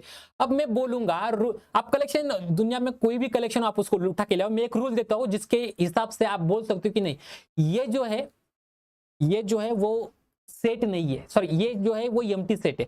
आपने कोई भी एलिमेंट दे दिया, आपने कोई भी एलिमेंट दे दिया, तो मैं क्या बोलूंगा, फॉर एग्जाम्पल आपका दुनिया का कोई भी आर्बिटरी कलेक्शन का, आर्बिटरी कलेक्शन है आपका एक्स का, आई am not talking about the set. Okay, तो मुझे जो टाइप ऑफ ऑब्जेक्ट जो लेने हैं वो एक्स से लेने हैं। ओके, कंडीशन क्या है, type of object, rule on object, ये हमारा सेट रूल ऑन ऑब्जेक्ट, और ये हमें सेट डिफाइन करना है। ओके, तो आपने मुझे कोई भी कलेक्शन दे दीजिए, आप ये आपके ऊपर डिपेंड है, मुझे कोई भी कलेक्शन दे दीजिए, मैं रूल में डालने वाला हूं, बट उस पर रूल में डालूंगा। वो रूल में क्या डालूंगा, all element x from your set x such that x does not belongs to x does not belongs to x। ऐसा कोई एलिमेंट होगा जो इसमें है लेकिन इसमें नहीं है। देखिए जैसे कि मैंने बोला है कि हमें कलेक्शन भी चाहिए, हमें रूल भी चाहिए, हम एक को भी स्किप नहीं कर सकते। जैसे कि फॉर एग्जांपल आपको दे दिया all x belongs to set of natural number such that x is less than 4। Okay, this is what, this is collection and this is rule. तो यहां पे क्या है, all x belongs to natural number, तो मैंने ले लिया 5, मैंने एलिमेंट्स ले लिया 5, 5 यहां है, कलेक्शन में है लेकिन रूल में नहीं बैठ रहा है, राइट। मैंने ले लिया, उसके बाद ले लिया लेट अस टेक ई ले लिया, वो रूल में बैठ रहा है, जो x इज इक्वल्स टू ई है वो 4 से छोटा है, बट वो नेचुरल नंबर नहीं है, वो नेचुरल नंबर नहीं है। मैंने ले लिया let us take square root of 50, square root of 20, square root of 20, वो नेचुरल नंबर में भी नहीं है, वो रूल में भी नहीं बैठ रहा है। अब मैं लेता हूं 3, तो वो यहाँ पे भी, यहाँ पे, तो यह मतलब ये जब होगा तब जाके मैं बोलूंगा कि yes 3 belongs to my A.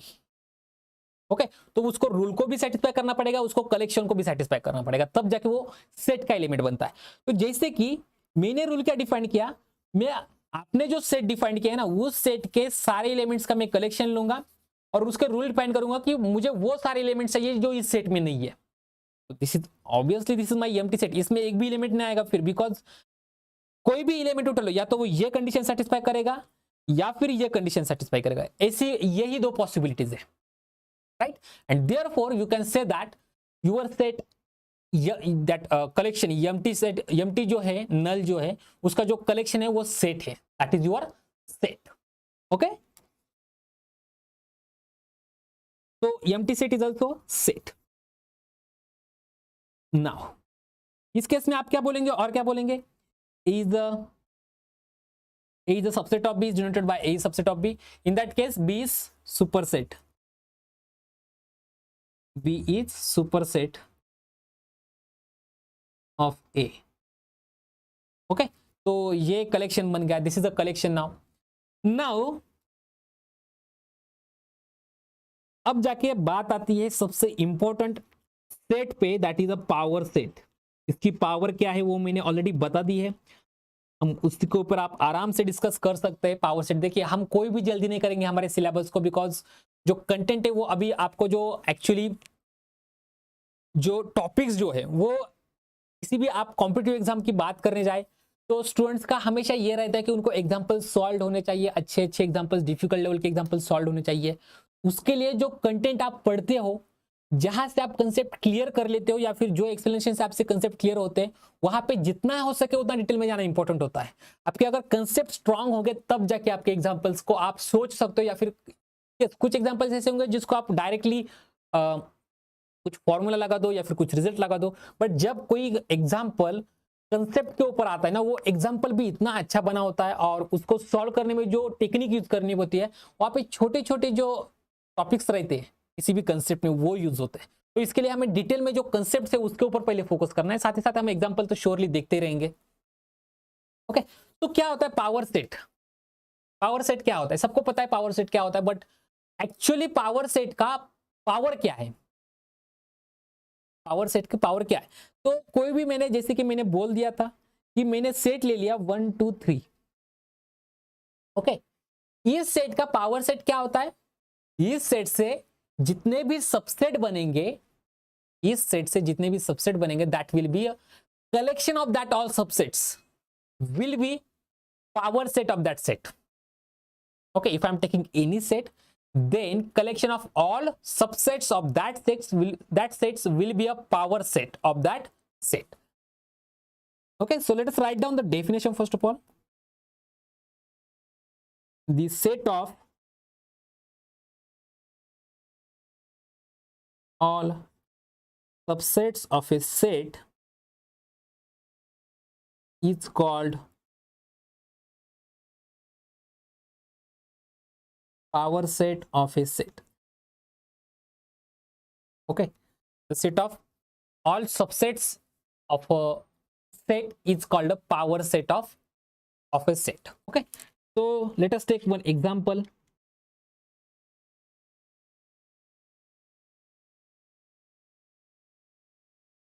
Very first one,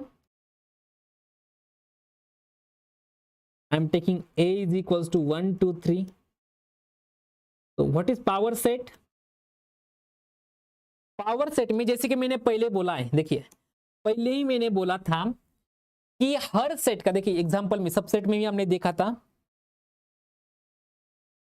ये जो है हर सेट का खुद सबसेट होता है, खुद एक सबसेट एंड एम्प्टी सेट, ये दोनों सेट्स किसी भी सेट के सबसेट्स होते हैं। तो कोई भी सेट्स ले लीजिए आप, आपको एम्प्टी सेट एंड खुद ए ये आने पड़ेंगे। अब बाकी कौन से, इनमें से उठा लो जो एलिमेंट से उसके सिंगलटन एलिमेंट से सेट बना लो 3। ओके, उसके बाद आ जाता है 1 2 1 3 एंड 2 3। ओके, तो ये आपका पावर सेट हो गया। क्या करना आपको, जस्ट सारे के सारे पॉसिबल्स सबसेट निकाल के वहां पे डाल देने, वो आपका पावर सेट बन जाता है। अब इस पावर सेट में एक इंटरेस्टिंग बात ये है कि empty set and power set, what is this, ये क्या है, this is what, collection of empty set, this is the collection of empty set. आप इसको डिफाइंड कैसे कर सकते हो, और आप कैसे बोल सकते हो कि ये जो एलिमेंट है, या फिर ये सेट बोलो या फिर एलिमेंट बोलो इसको, ये किसी सेट में कब जाएगा कब नहीं जाएगा, ये किसी सेट में कब जाएगा कब नहीं जाएगा। जैसे कि अब यहां पे मुझे पता है ये जो फाई है वो उस पी ऑफ ए का एलिमेंट है, that means here phi belongs to P of A, I belongs to P of right like that। Singleton 1 belongs to P of A, Singleton 1 P of A में जा रहा है, Singleton 1 P of A में जा रहा है, उसका meaning क्या हो रहा है, इस सेट के जो एलिमेंट्स होंगे, देखिए ये पावर सेट है, पावर सेट क्या कहता है कि यस मेरे में वो एलिमेंट होंगे जो मेरे सेट के सबसेट से, मुझ में अगर पावर सेट है तो मुझ में वो एलिमेंट्स होंगे जो ये सेट्स के सबसेट से। तो यहाँ पे 1 क्या होना चाहिए, 1 ए का एलिमेंट होना चाहिए, 1 मस्ट बी एलिमेंट ऑफ ए, तब जाके 1 का जो सेट बनेगा वो पावर सेट में चला जाएगा, तब जाके 1 का जो सेट बनेगा वो पावर सेट में चला जाएगा। सिमिलरली यहाँ पे अगर मैं ये लेता हूं, इज इट ट्रू, ये ट्रू है, बिल्कुल नहीं है। क्यों नहीं है, क्योंकि अगर ये होता है so this implies that, now if this hold, this implies that phi belongs to A, जो अंदर का एलिमेंट होगा ना वो उस सेट में चला जाता है, P ऑफ A का जो A होता है उसमें चला जाता है, तो phi जो होगा वो A में जाएगा। But it is not possible, it is a contradiction, not possible, right? So therefore you can say that therefore you can say that phi does not belongs to P of A, phi does not belongs to P of A, sorry, yes, that not phi, this is actually a set of phi। okay, तो ये P of A में नहीं जा रहा है, this implies that this one। अब तीसरी case आ जाती है, तीसरी केस क्या है, subset, empty set is a subset of any set, we know that empty set is a subset of any set, phi is a subset of x for arbitrary x, phi is a subset of x, that is phi is a subset of x for arbitrary x, आप कोई भी x उठा लो, right. तो इसका meaning क्या हो, but हम 3 condition ले लेते हैं, फर्स्ट ये है, this is second and third. Okay, third condition क्या है, phi is the subset of A as well as y is the subset of P of A। why, P of A का वो subset, देखिए वो visualisation है, वो जो point of view रहता है देखने का वो है, P of A का phi क्यों सबसेट है, sorry yes subset, P of A का phi क्यों सबसेट है, because by definition of subset for any set phi will be its subset, P of A is itself a set, therefore phi will be a subset। So I have 2 condition जो बहुत बार students को confuse करता है, कि हमेशा students ऐसे बोलते हैं कि कोई भी एलिमेंट उठा लो या फिर सेट उठा लो, वो किसी सेट का या तो एलिमेंट होगा या फिर सबसेट होगा या फिर कुछ नहीं होगा, एट ए टाइम दोनों नहीं होते। But yes there exist some set which is subset as well as element of given set, which is subset as well as element of a given set. Clear है? Which is a subset as well as element of a given set. Therefore, note, let us write down the note.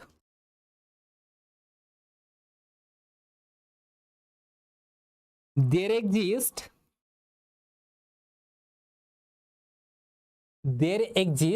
a set,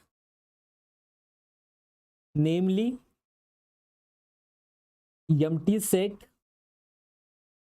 which is what? Which is subset, which is an element as well as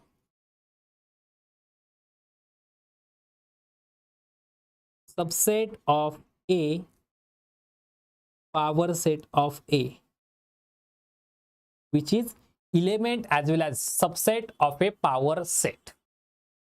okay तो ये एक बात clear हो गई सबको कि empty set जो होता है वो सबसेट भी हो सकता है, वो पावर सेट, वो एक एग्जिस्ट हो रहा है, वो राइट, वो एक एग्जिस्ट हो रहा है कि जो एम्प्टी जो एलिमेंट भी है जो सबसेट भी है. तो होपफुली अभी तक जो भी हुआ है क्लियर हो चुका होगा. Now we will move to the next topic, that is actually Cartesian product. क्या होता है कार्टेशियन प्रोडक्ट, कैसे दिखते हैं उसके elements? Cartesian product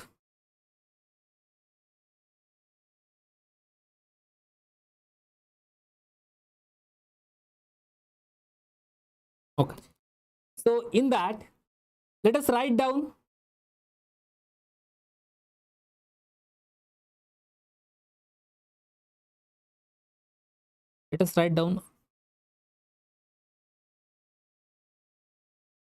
let A and B are two sets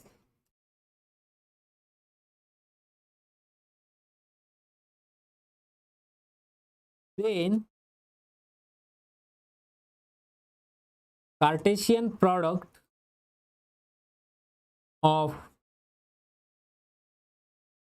two sets A and B is denoted by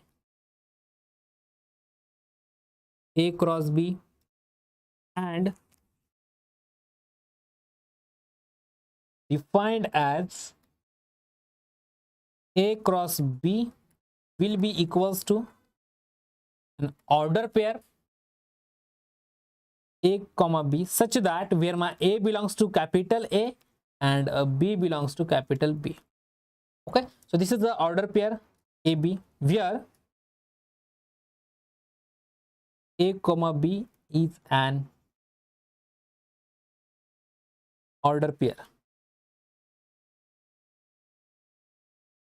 Okay, so note, तो order pair मतलब note की जरूरत भी नहीं, इजी है वो. ऑर्डर पेयर मतलब क्या होता है कि ए कॉमा बी अगर आप लेते हो, okay, so this is a pair है जो कि एक ऑर्डर में डिफाइंड किया है कि ए जो है वो मेरे पहले सेट से होगा, बी जो है मेरे सेकंड सेट से होगा. Okay, that is a order. Okay, एक ऑर्डर पेयर में उसको डिफाइन किया, that is my order pair.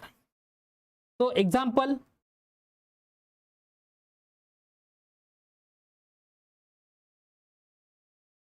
the first one,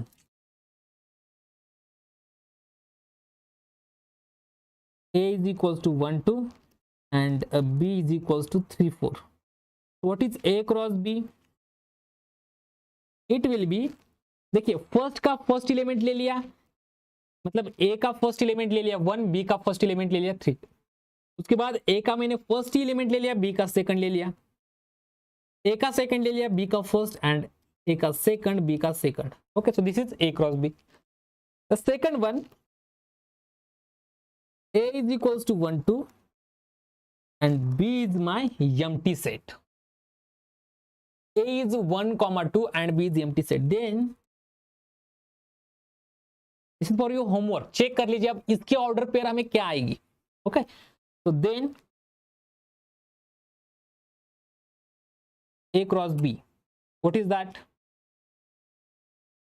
A cross, इसको आपको चेक करना है कि मैं एक सेट मैंने एम्प्टी ले लिया, जैसे कि मैंने बोला है कि आपको जो डिस्टिंक्ट जो वर्ड है उसके हिसाब से मैं थोड़ा सा अलग से वे जो ट्रिवियल केसेस बनते हैं, कभी कभी आप देखिए एग्जाम में आप जाते एग्जाम्पल कोई सॉल्व करने जाते हो, फॉर एग्जाम्पल कभी कभी क्या होता है कि आप लीनियर अलजेब्रा का कोई क्वेश्चन है, आप क्या करोगे, आइडेंटिटी मैट्रिक्स ले लोगे, आपके दो ऑप्शंस तो ऐसे ही चले जाते हैं, ऐसे ही सॉल्व हो जाते हैं। अगर आप कोई फंक्शन है, फंक्शन ऑफ वन वेरिएबल है, फंक्शन ऑफ वन वेरिएबल में आप आइडेंटिटी फंक्शन ले लेते हो, वहीं से आपके एग्जांपल्स एक दो ऑप्शन डिस्कार्ड हो जाते हैं, या फिर एक्सपोनेंशियल फंक्शन ले लेते हो, लॉगरिथम, जो स्पेशल काइंड ऑफ फंक्शन है, तो जो स्पेशल केसेस है, ओके, तो उसको देखने का ट्राई कीजिए हर समय पे उसको देखने का ट्राई कीजिए, बिकॉज वहां से आपका एक या दो ऑप्शन हमेशा जाते ही जाते हैं, अगर आपको ऑप्शन डिस्कार्ड करने हैं तो। Okay, so this is order pair. Simple क्या है कि ए क्रॉस बी है, ए के एलिमेंट्स फर्स्ट पोजीशन पर रहेंगे एंड बी के एलिमेंट्स सेकंड पोजीशन पे रहेंगे, this is order pair. The next one, union and intersection of sets. Union and intersection of sets. So the first one, union.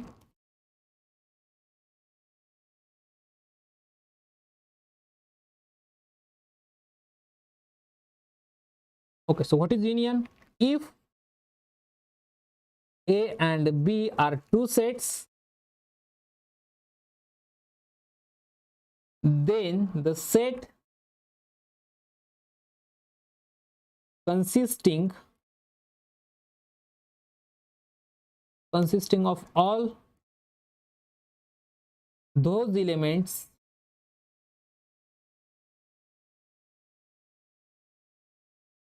which belongs to A or B. Okay, so this is very important because यही से वो definition बनती है, A और B or both is called union of A and B, and it is denoted by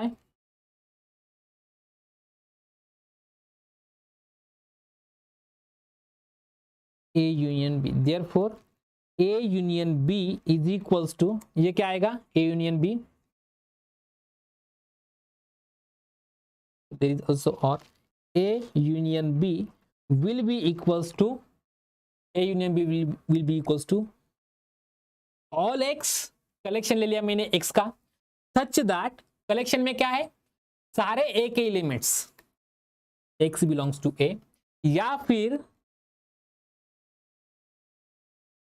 और X belongs to B, X belongs to A और X belongs to B, या फिर से बेटर ये रहेगा कि वो सारे एलिमेंट्स जो कि या तो A में है या फिर B में है या फिर दोनों में है, ओके, वो सारे एलिमेंट्स जो किसी एटलीस्ट किसी एक सेट से, that one is perfect, at least किसी एक सेट से है, वो हमारा यूनियन में आएंगे।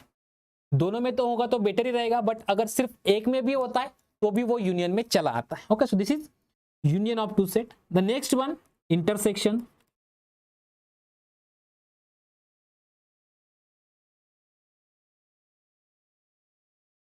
Intersection, if A and B are two sets, then the set consisting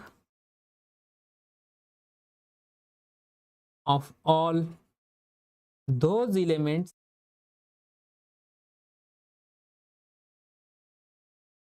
which belongs to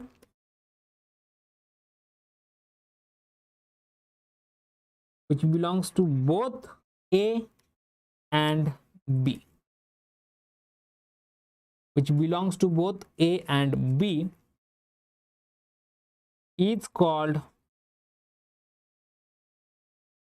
intersection of A and B.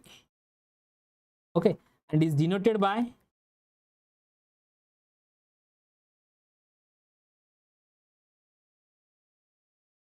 A intersection B. It is denoted by A intersection B. तो intersection में कौन से elements आते हैं, intersection में कौन से आते हैं, that will be all those which are in both A and B, A as well as B. So A intersection B is equals to all x such that x belongs to A and x belongs to B. देखिए ये वाला जो and है वो यहाँ पे आया है and यहाँ पे जो और है वो यहाँ पे आया है. Okay, so these are two definition, basic definition है जो आपको 11th 12th में भी हो चुकी होगी, तो उसके ऊपर हम ज्यादा टाइम नहीं लेंगे. Okay, so this is about intersection. Okay, intersection and union. अब बात करते हैं जो थोड़ा सा जो मैंने बोला कि एक स्पेशल केसेस है, तो उसके लिए हम नोट डाल देते हैं.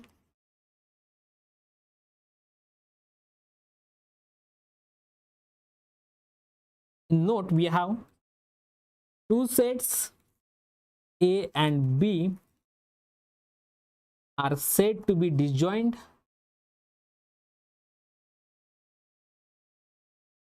if they have no common elements. If they have no common elements. Okay, that is A intersection B, इनमें जो एलिमेंट्स होंगे वो एक भी नहीं होगा, that is what empty set. Okay, so special cases are, this is your first one. The second one, A union empty set is A intersection empty set is, or let us take a union of all. A union A is A and A union B is equals to B union A, that is commutativity. Okay, about intersection, A intersection empty set will be empty set, A intersection A will be A and A intersection B is same as B intersection A. Okay, तो ये आपके थोड़े से special cases है, जब empty set होगा, जब खुद के साथ होगा, और जब दोनों होंगे तो दोनों की जो कम्यूटेटिविटी जो है, जो आपको हमेशा मिलती रहती है ग्रुप एंड लीनियर में, तो वो भी यहाँ पे होल्ड होती है. Okay, this is an एबिलियन. Now arbitrary union and intersection, union and intersection of an arbitrary family. Union and intersection of an arbitrary family. Okay, so let us define the first one, that is a index set. तो किसी भी set का index set क्या होता है और कोई भी इंडेक्स सेट को कैसे डिफाइन कर लेते हैं. Let us define first of all index set, जिसका हमें यूज करना होगा.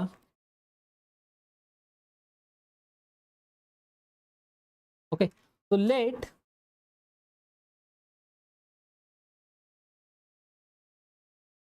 you can say an index set is the set whose members are, you can say, whose members labels or index members of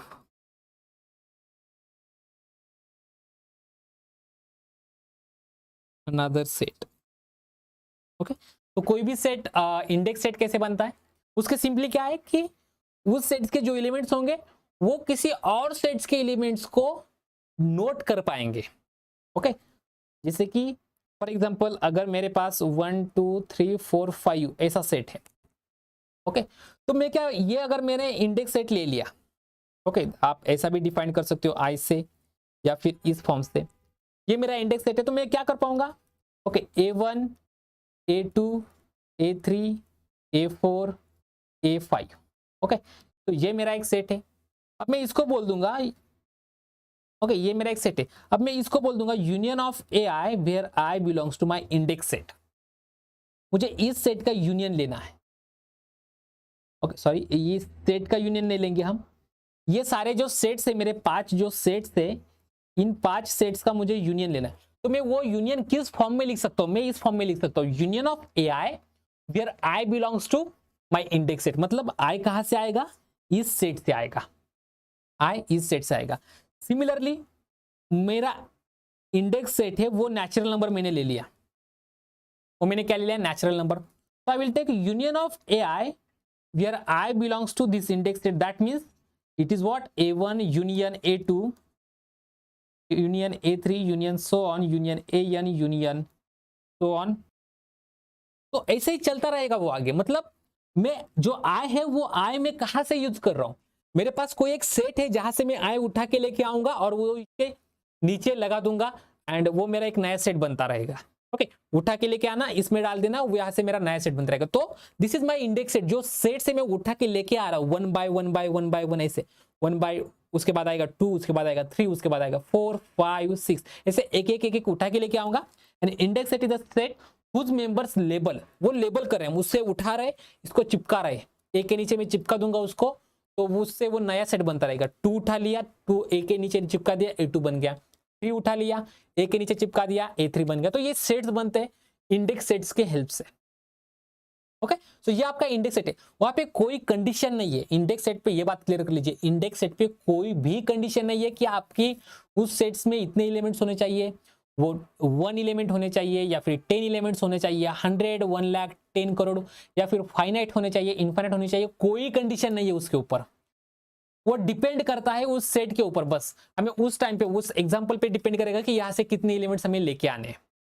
अगर arbitrary बोलोगे तो आप 1 bye 1 उठा लोगे। तो ये इंडेक्स सेट है।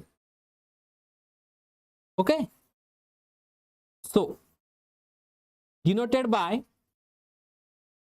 it is denoted by this notation. Okay, so the first one, arbitrary union.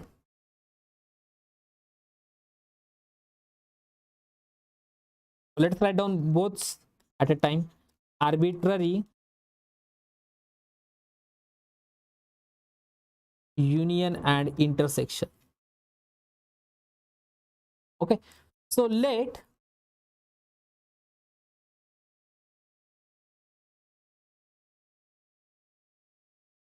this be an index set. Okay, this is an index set. So in that, then if I'm taking the arbitrary union, okay, तो arbitrary union मतलब basically क्या होता है कि जो union हम ले रहे हैं वो आर्बिटरी सेट्स के ऊपर लिया जाए। For example A1 A2 A3 up to so many arbitrary many. Okay, so if I am taking arbitrary union, the sets are AI. What is my I? I is from index set. अब ये index set में ले रहा हूं जो कि मैंने already define किया है। तो इसमें कौन से एलिमेंट्स आएंगे? It contains all those x, it contains all those x. कौन से हो गए? जो एक्स एटलीस्ट किसी एक AI से आ जाए, एटलीस्ट किसी एक AI से, that means such that x belongs to some AI, x, or you can say let us take here n. Okay, so x belongs to some AI for some I. मतलब कोई तो एक I होगा जिसके लिए AI में x होगा मेरा, तब जाके वो आर्बिटरी यूनियन होगा। Similarly if I am taking arbitrary intersection, here my n belongs to set of, that is index set, it contains all x such that my x belongs to AI for what I, देखिए जैसे कि आगे जाके आपको इसकी भी आदत पढ़नी चाहिए, मैं बोलूंगा, बिकॉज बहुत सारे स्टूडेंट्स को पढ़ती नहीं है कि अगर कोई फंक्शन डिफाइंड किया है और if you are talking about the f is continuous, जैसे कि मैंने बोल दिया f is continuous, f is continuous, सिर्फ इतना कभी भी सफिशिएंट नहीं है। आपको बोलना है f is continuous on what, on which set it is continuous, और on which point, at which point it is continuous. तो ये आपके पास जो आगे की जो स्टेटमेंट है वो कंप्लीट हमेशा करना है, तब जाके आप थोड़ा सा प्रिसाइजनेस रखोगे। जैसे कि आपको सीक्वेंस दी है, तो वो सीक्वेंस जो है उस सीक्वेंस के बारे में, जैसे कि कॉन्वर्जेंस के बारे में मैं आपको ये बात फिर से एक बार बता दूंगा। जब आप सीक्वेंस का convergence, limit of A sequence जब आप देखने जाओगे, तब उस टाइम पे आपको ये for which values of n that condition we hold, is it for all n और is it for some finite domain of m और is it for some infinite domain of m और is it for some fixed domain of n। आपके किस n के लिए यह condition satisfy हो रही है, यह सबसे इंपॉर्टेंट है। और रियल में सीक्वेंस सीरीज पढ़ने के लिए, सीक्वेंस को तो पढ़ने के लिए आपको बस यही पता होना, यही समझना चाहिए कि किस n के लिए आपके लिए ये सीक्वेंस, ये जो हरकत बोलो या फिर ये जो कंडीशन बोलो या फिर ये जो वे, वो जो भी कर रहा है, वो सीक्वेंस जो भी कर रहा है वो किस n के लिए कर रहा है, यही समझना है बस। अगर ये समझ के आप समझ लोगे, आपकी सीक्वेंस सारे कंसेप्ट समझ में आ जाएगी। तो उसके लिए आपको मेरा जो टॉपिक है, मेरा जो जिस वे से मैं बोलना चाहता हूं वो ये है कि आपको आगे का जो स्टेटमेंट होगा ना, किसके लिए ये जो कंडीशन में बोल रहा हूं कि एफ इज कंटिन्यूअस और सीक्वेंस इज कॉन्वर्जेंट और sequence is less then this, ये किस n के लिए या फिर किस x के लिए हो रहा है, ये आपको पता होना चाहिए। सिमिलरली यहाँ पे किस i के लिए x बिलोंग्स टू ai होना चाहिए, ये हमें पता होना चाहिए। वो नेसेसरी है, वहां पे वो नेसेसरी है, उसके बिना वो डिफाइंड ही नहीं हो सकता। So x belongs to ai for each I belongs to this, for some I belongs to this index set. So these are two sets, arbitrary union and arbitrary intersection. Okay, so ये आप क्या हो गया, union intersection. हम आगे जाके जब हम आर्किमिडीयन प्रॉपर्टी डिफाइन कर लेंगे उस टाइम पे इसके इंटरसेक्शन भी ले लेंगे कि arbitrary intersection of open sets क्या होते हैं, arbitrary intersection of close sets क्या होते हैं, वो कैसे होते हैं। और वो जो प्रॉपर्टी है ये आगे जाके आपको पता ही चलेगा कि arbitrary union of open sets is open but arbitrary intersection of open set need not be open. तो ये जो कंडीशन है वो आगे जाके आपको पता भी चल जाएगी किस वे से वो हो रहा है। सो आज के लेक्चर में तो हम इतना ही देखते हैं कि यहीं पे आप स्टॉप कर लेते हैं इस लेक्चर में, कि जहां पे हम अभी तक हमने क्या देखा है, बेसिक से डेफिनेशन देखे। थोड़ा सा एक्सटेंड टाइम मैंने लिया है बट वो इसलिए लिया है बिकॉज आपकी जो बेस है ना वो क्लियर हो जाए। बहुत सारे स्टूडेंट्स कुछ मतलब कोई भी कॉम्पिटिटिव एग्जाम को लेके चलो, स्टूडेंट डायरेक्टली उस टॉपिक पे चले जाते हैं जहां से क्वेश्चन आते हैं, और ये स्टूडेंट हमेशा गलती करते हैं कि स्टूडेंट डायरेक्टली उस टॉपिक को पढ़ने जाते हैं जिस टॉपिक से क्वेश्चन आते हैं, और जो पिछले वाला जो टॉपिक है, जो बेस है उस कोर्स का, उसको अच्छे से ठीक से क्लियर नहीं कर लेते। और इस वजह से जो रहता है कि स्टूडेंट्स को यार ऐसा भी होता है, वो वैसा भी होता है, ये जो ऑप्शनल केसेस जो बनते हैं ना आगे जाके, वो स्टूडेंट्स को समझ नहीं आते। स्टूडेंट डायरेक्टली कोर पार्ट देखते हैं, यस सीक्वेंस है, सीक्वेंस का कन्वर्जेंस कैसे होता है वो देख लीजिए, सीक्वेंस के एग्जांपल्स देख लीजिए, खत्म। तो इसके पहले जो छोटी छोटी चीजें है वो डिफाइन करना या फिर वो समझ लेना सबसे इंपॉर्टेंट। तो इसलिए मैंने यहाँ पे थोड़ा सा एक्स्ट्रा टाइम लिया है जिससे मैं डिफाइंड अच्छे से कर सकूं, अच्छे से आपको क्लियर कंसेप्ट हो जाए पिछले वाले, ताकि आगे जाके आपको कंफ्यूजन ना आ रहा है कि यस ये आर्बिट्ररी यूनियन लिया है, यहाँ पे तो ये नोटेशन दिया है, ये नोटेशन का मीनिंग क्या है, तो ये इंडेक्स सेट है, मैंने बोला ये इंडेक्स सेट है, तो ये इंडेक्स सेट क्या होता है, और अगर ये इंडेक्स सेट है तो क्या ये सेट ऑफ नेचुरल नंबर बनेगा या फिर ये सेट ऑफ रियल नंबर बनेगा या फिर ये फाइनाइट सेट बनेगा या फिर इनफाइनाइट सेट बनेगा, कौन से सेट्स होते हैं इंडेक्स सेट्स। ये सारे कंफ्यूजन जो रहे वो क्लियर अभी के अभी हो जाए, तब जाके जब हम कोर पार्ट में वर्क करने लगे, जब हम सीक्वेंसेस देखें, जब हम सीरीज देखें, उस टाइम पे आपको ये कंफ्यूजन बीच में नहीं आने चाहिए। उस टाइम पे आप श्योर होने चाहिए कि यस आपको यूनियन दिया है, आपको और इंडेक्स सेट बोला है, तो इंडेक्स सेट अगर उन्होंने डिफाइन किया तो ठीक है, नहीं तो फिर हम हमारी तरफ से चलेंगे, राइट। जैसे कि मैंने अभी बोला फॉर ईच आई, जो भी नोटेशन आपको नीचे दिया है सबस्क्रिप्ट में, जो भी दिया है वो आपको पता होना चाहिए कि ये कहाँ के लिए है। एन सीक्वेंस अगर आपको दी है तो एन कहाँ से आ रहा है, किस एन के लिए वो mod of n minus a less than epsilon हो रहा है, ये आपको पता होना चाहिए, वो दिखना चाहिए आपको। That is visualisation power of in real analysis. ये आपको जब विजुअलाइज होगा, आपको फिर उसके लिए जो एग्जाम्पल सॉल्व करना बोलो, ये खेल बन जाएगा आपके लिए, कि आराम से एक आसान सी बात बन जाएगी जब आप ये विजुअलाइज कर पाओगे, जब आप उसको समझ सकते हो ग्राफिकल वे से भी, एंड वो जो एक्चुअल कंसेप्ट है उसको जब आपका स्ट्रांग हो जाएगा, तब जाके आपके एग्जांपल्स आराम से सॉल्व होते हैं। उस टाइम पे आपको बहुत सारे ऐसे एग्जांपल्स होते हैं जिसके ऊपर वर्क नहीं करना पड़ता, आप देख के बता सकते हो। ओके, तो फाइन। सो इसलिए मैंने ये बेसिक कंसेप्ट्स पे थोड़ा सा एक्स्ट्रा टाइम ले लिया। नेक्स्ट लेक्चर से फिर से हम स्टार्ट करेंगे आगे की सेट थ्योरी के टॉपिक्स को। जैसे कि मैंने वे में भी बोल दिया, हमें टारगेट करना है काउंटेबल अनकाउंटेबल सेट्स को, और वहां पे जो फंक्शंस जो है डिफाइंड किया है, फंक्शन उसके बाइजेक्टिवनेस सिमिलर सेट्स, उसको हमें टारगेट करना है। और वो जब मैं टारगेट करूंगा उसके लिए हमें क्या क्या चाहिए वो हम बना रहे हैं। ओके, सेट्स हमने डिफाइन कर लिया। अब मैं डिफाइन करने जाऊंगा रिलेशन। ये दोनों अलग से कंसेप्ट से, एक सेट से एक रिलेशन है। ओके, तो रिलेशन एंड सेट्स को मिला के मेरा क्या बनेगा, स्पेशल काइंड में अगर रिलेशन पे डाल देता हूं, स्पेशल टाइप में रिलेशन पे डाल दूंगा तो वो फंक्शन बन जाएगा। और फंक्शन की कंडीशन से आगे जाके मैं दो सेट्स को देख सकता हूं, अप्रोच कर सकता हूं, मैं मैप बना सकता हूं उस सेट्स में। तो वो जो कंडीशन है उसके लिए हम बेस बनाते जा रहे हैं। ओके, तो आज के लेक्चर में इतना ही। होपफुली सारे कंसेप्ट्स अभी आपको क्लियर हो चुके होंगे जो अभी तक हुए। नेक्स्ट लेक्चर से हम स्टार्ट करेंगे फिर से इसी सेट 3 के टॉपिक्स को। ओके, तो thank you so much and all the very best.